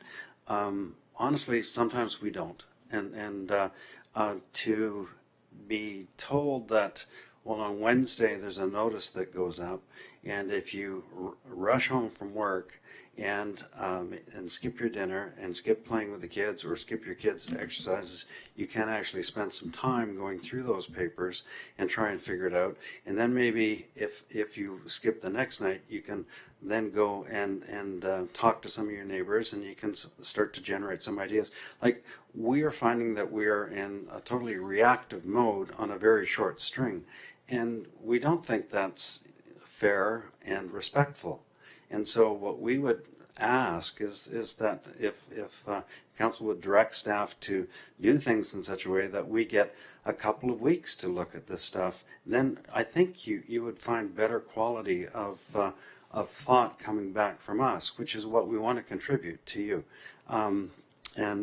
So that's, I think we would like to ask for a couple of weeks to have that material. And when you think about the amount of time that the staff is working with the developer, a couple of weeks isn't very much of an ask, I think.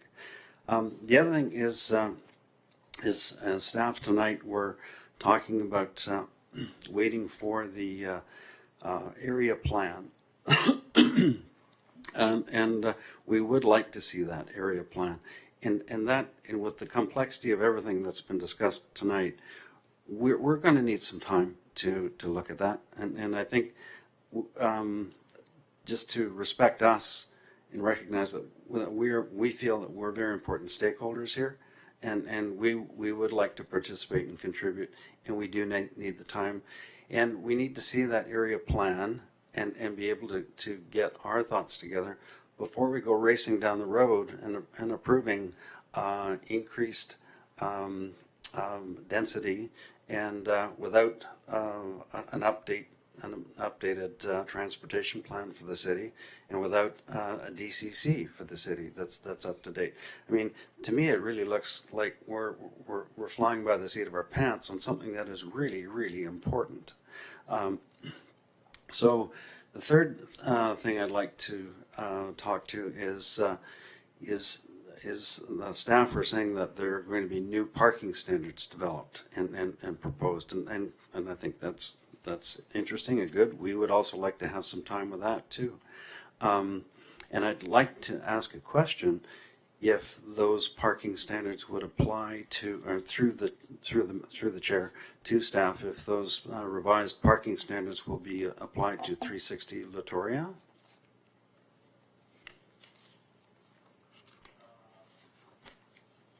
Yeah, well, I'm not gonna expect staff to give an answer on that tonight just because they weren't prepared. So, but I'll find that answer out for you. Thank you very much. And just to add clarity on that, if those, we would like an answer on whether or not the revised parking standards, whatever they may be, would be recommended to be applied to 360 Latoria. We, of course, have said before to the mayor and council and to city staff that we're totally opposed to that. That we would expect the city to maintain the existing bylaw, which requires 2 spots per residential unit, and all the spots required for the commercial that's supposed to be there, and that commercial access needs to be safe and easy from the street to support those commercial entities. We don't want to see any more of this oh well, we can do this if and but and we want to see factual information provided on parking. Mr. English, I guess first of all, let me just say regarding 360 Latoria, there's nothing in front of council regarding 360 Latoria because everything's been removed. So we could be talking about anything at this point, right? Because there is nothing in front of us, so it's not really appropriate for us as a committee to be commenting on a piece of land that we have no development. Thank you, Mr. Mayor. Because I had understood that there was a comment made that there was an application before the city. So that if that's not the case, then that's great. Because remember, the developer said that he would consult with us in the community. That's why they pulled their item from that evening meeting. And I can tell you that we've tried, but we have had zero consultation with that developer. So thank you for clarifying that.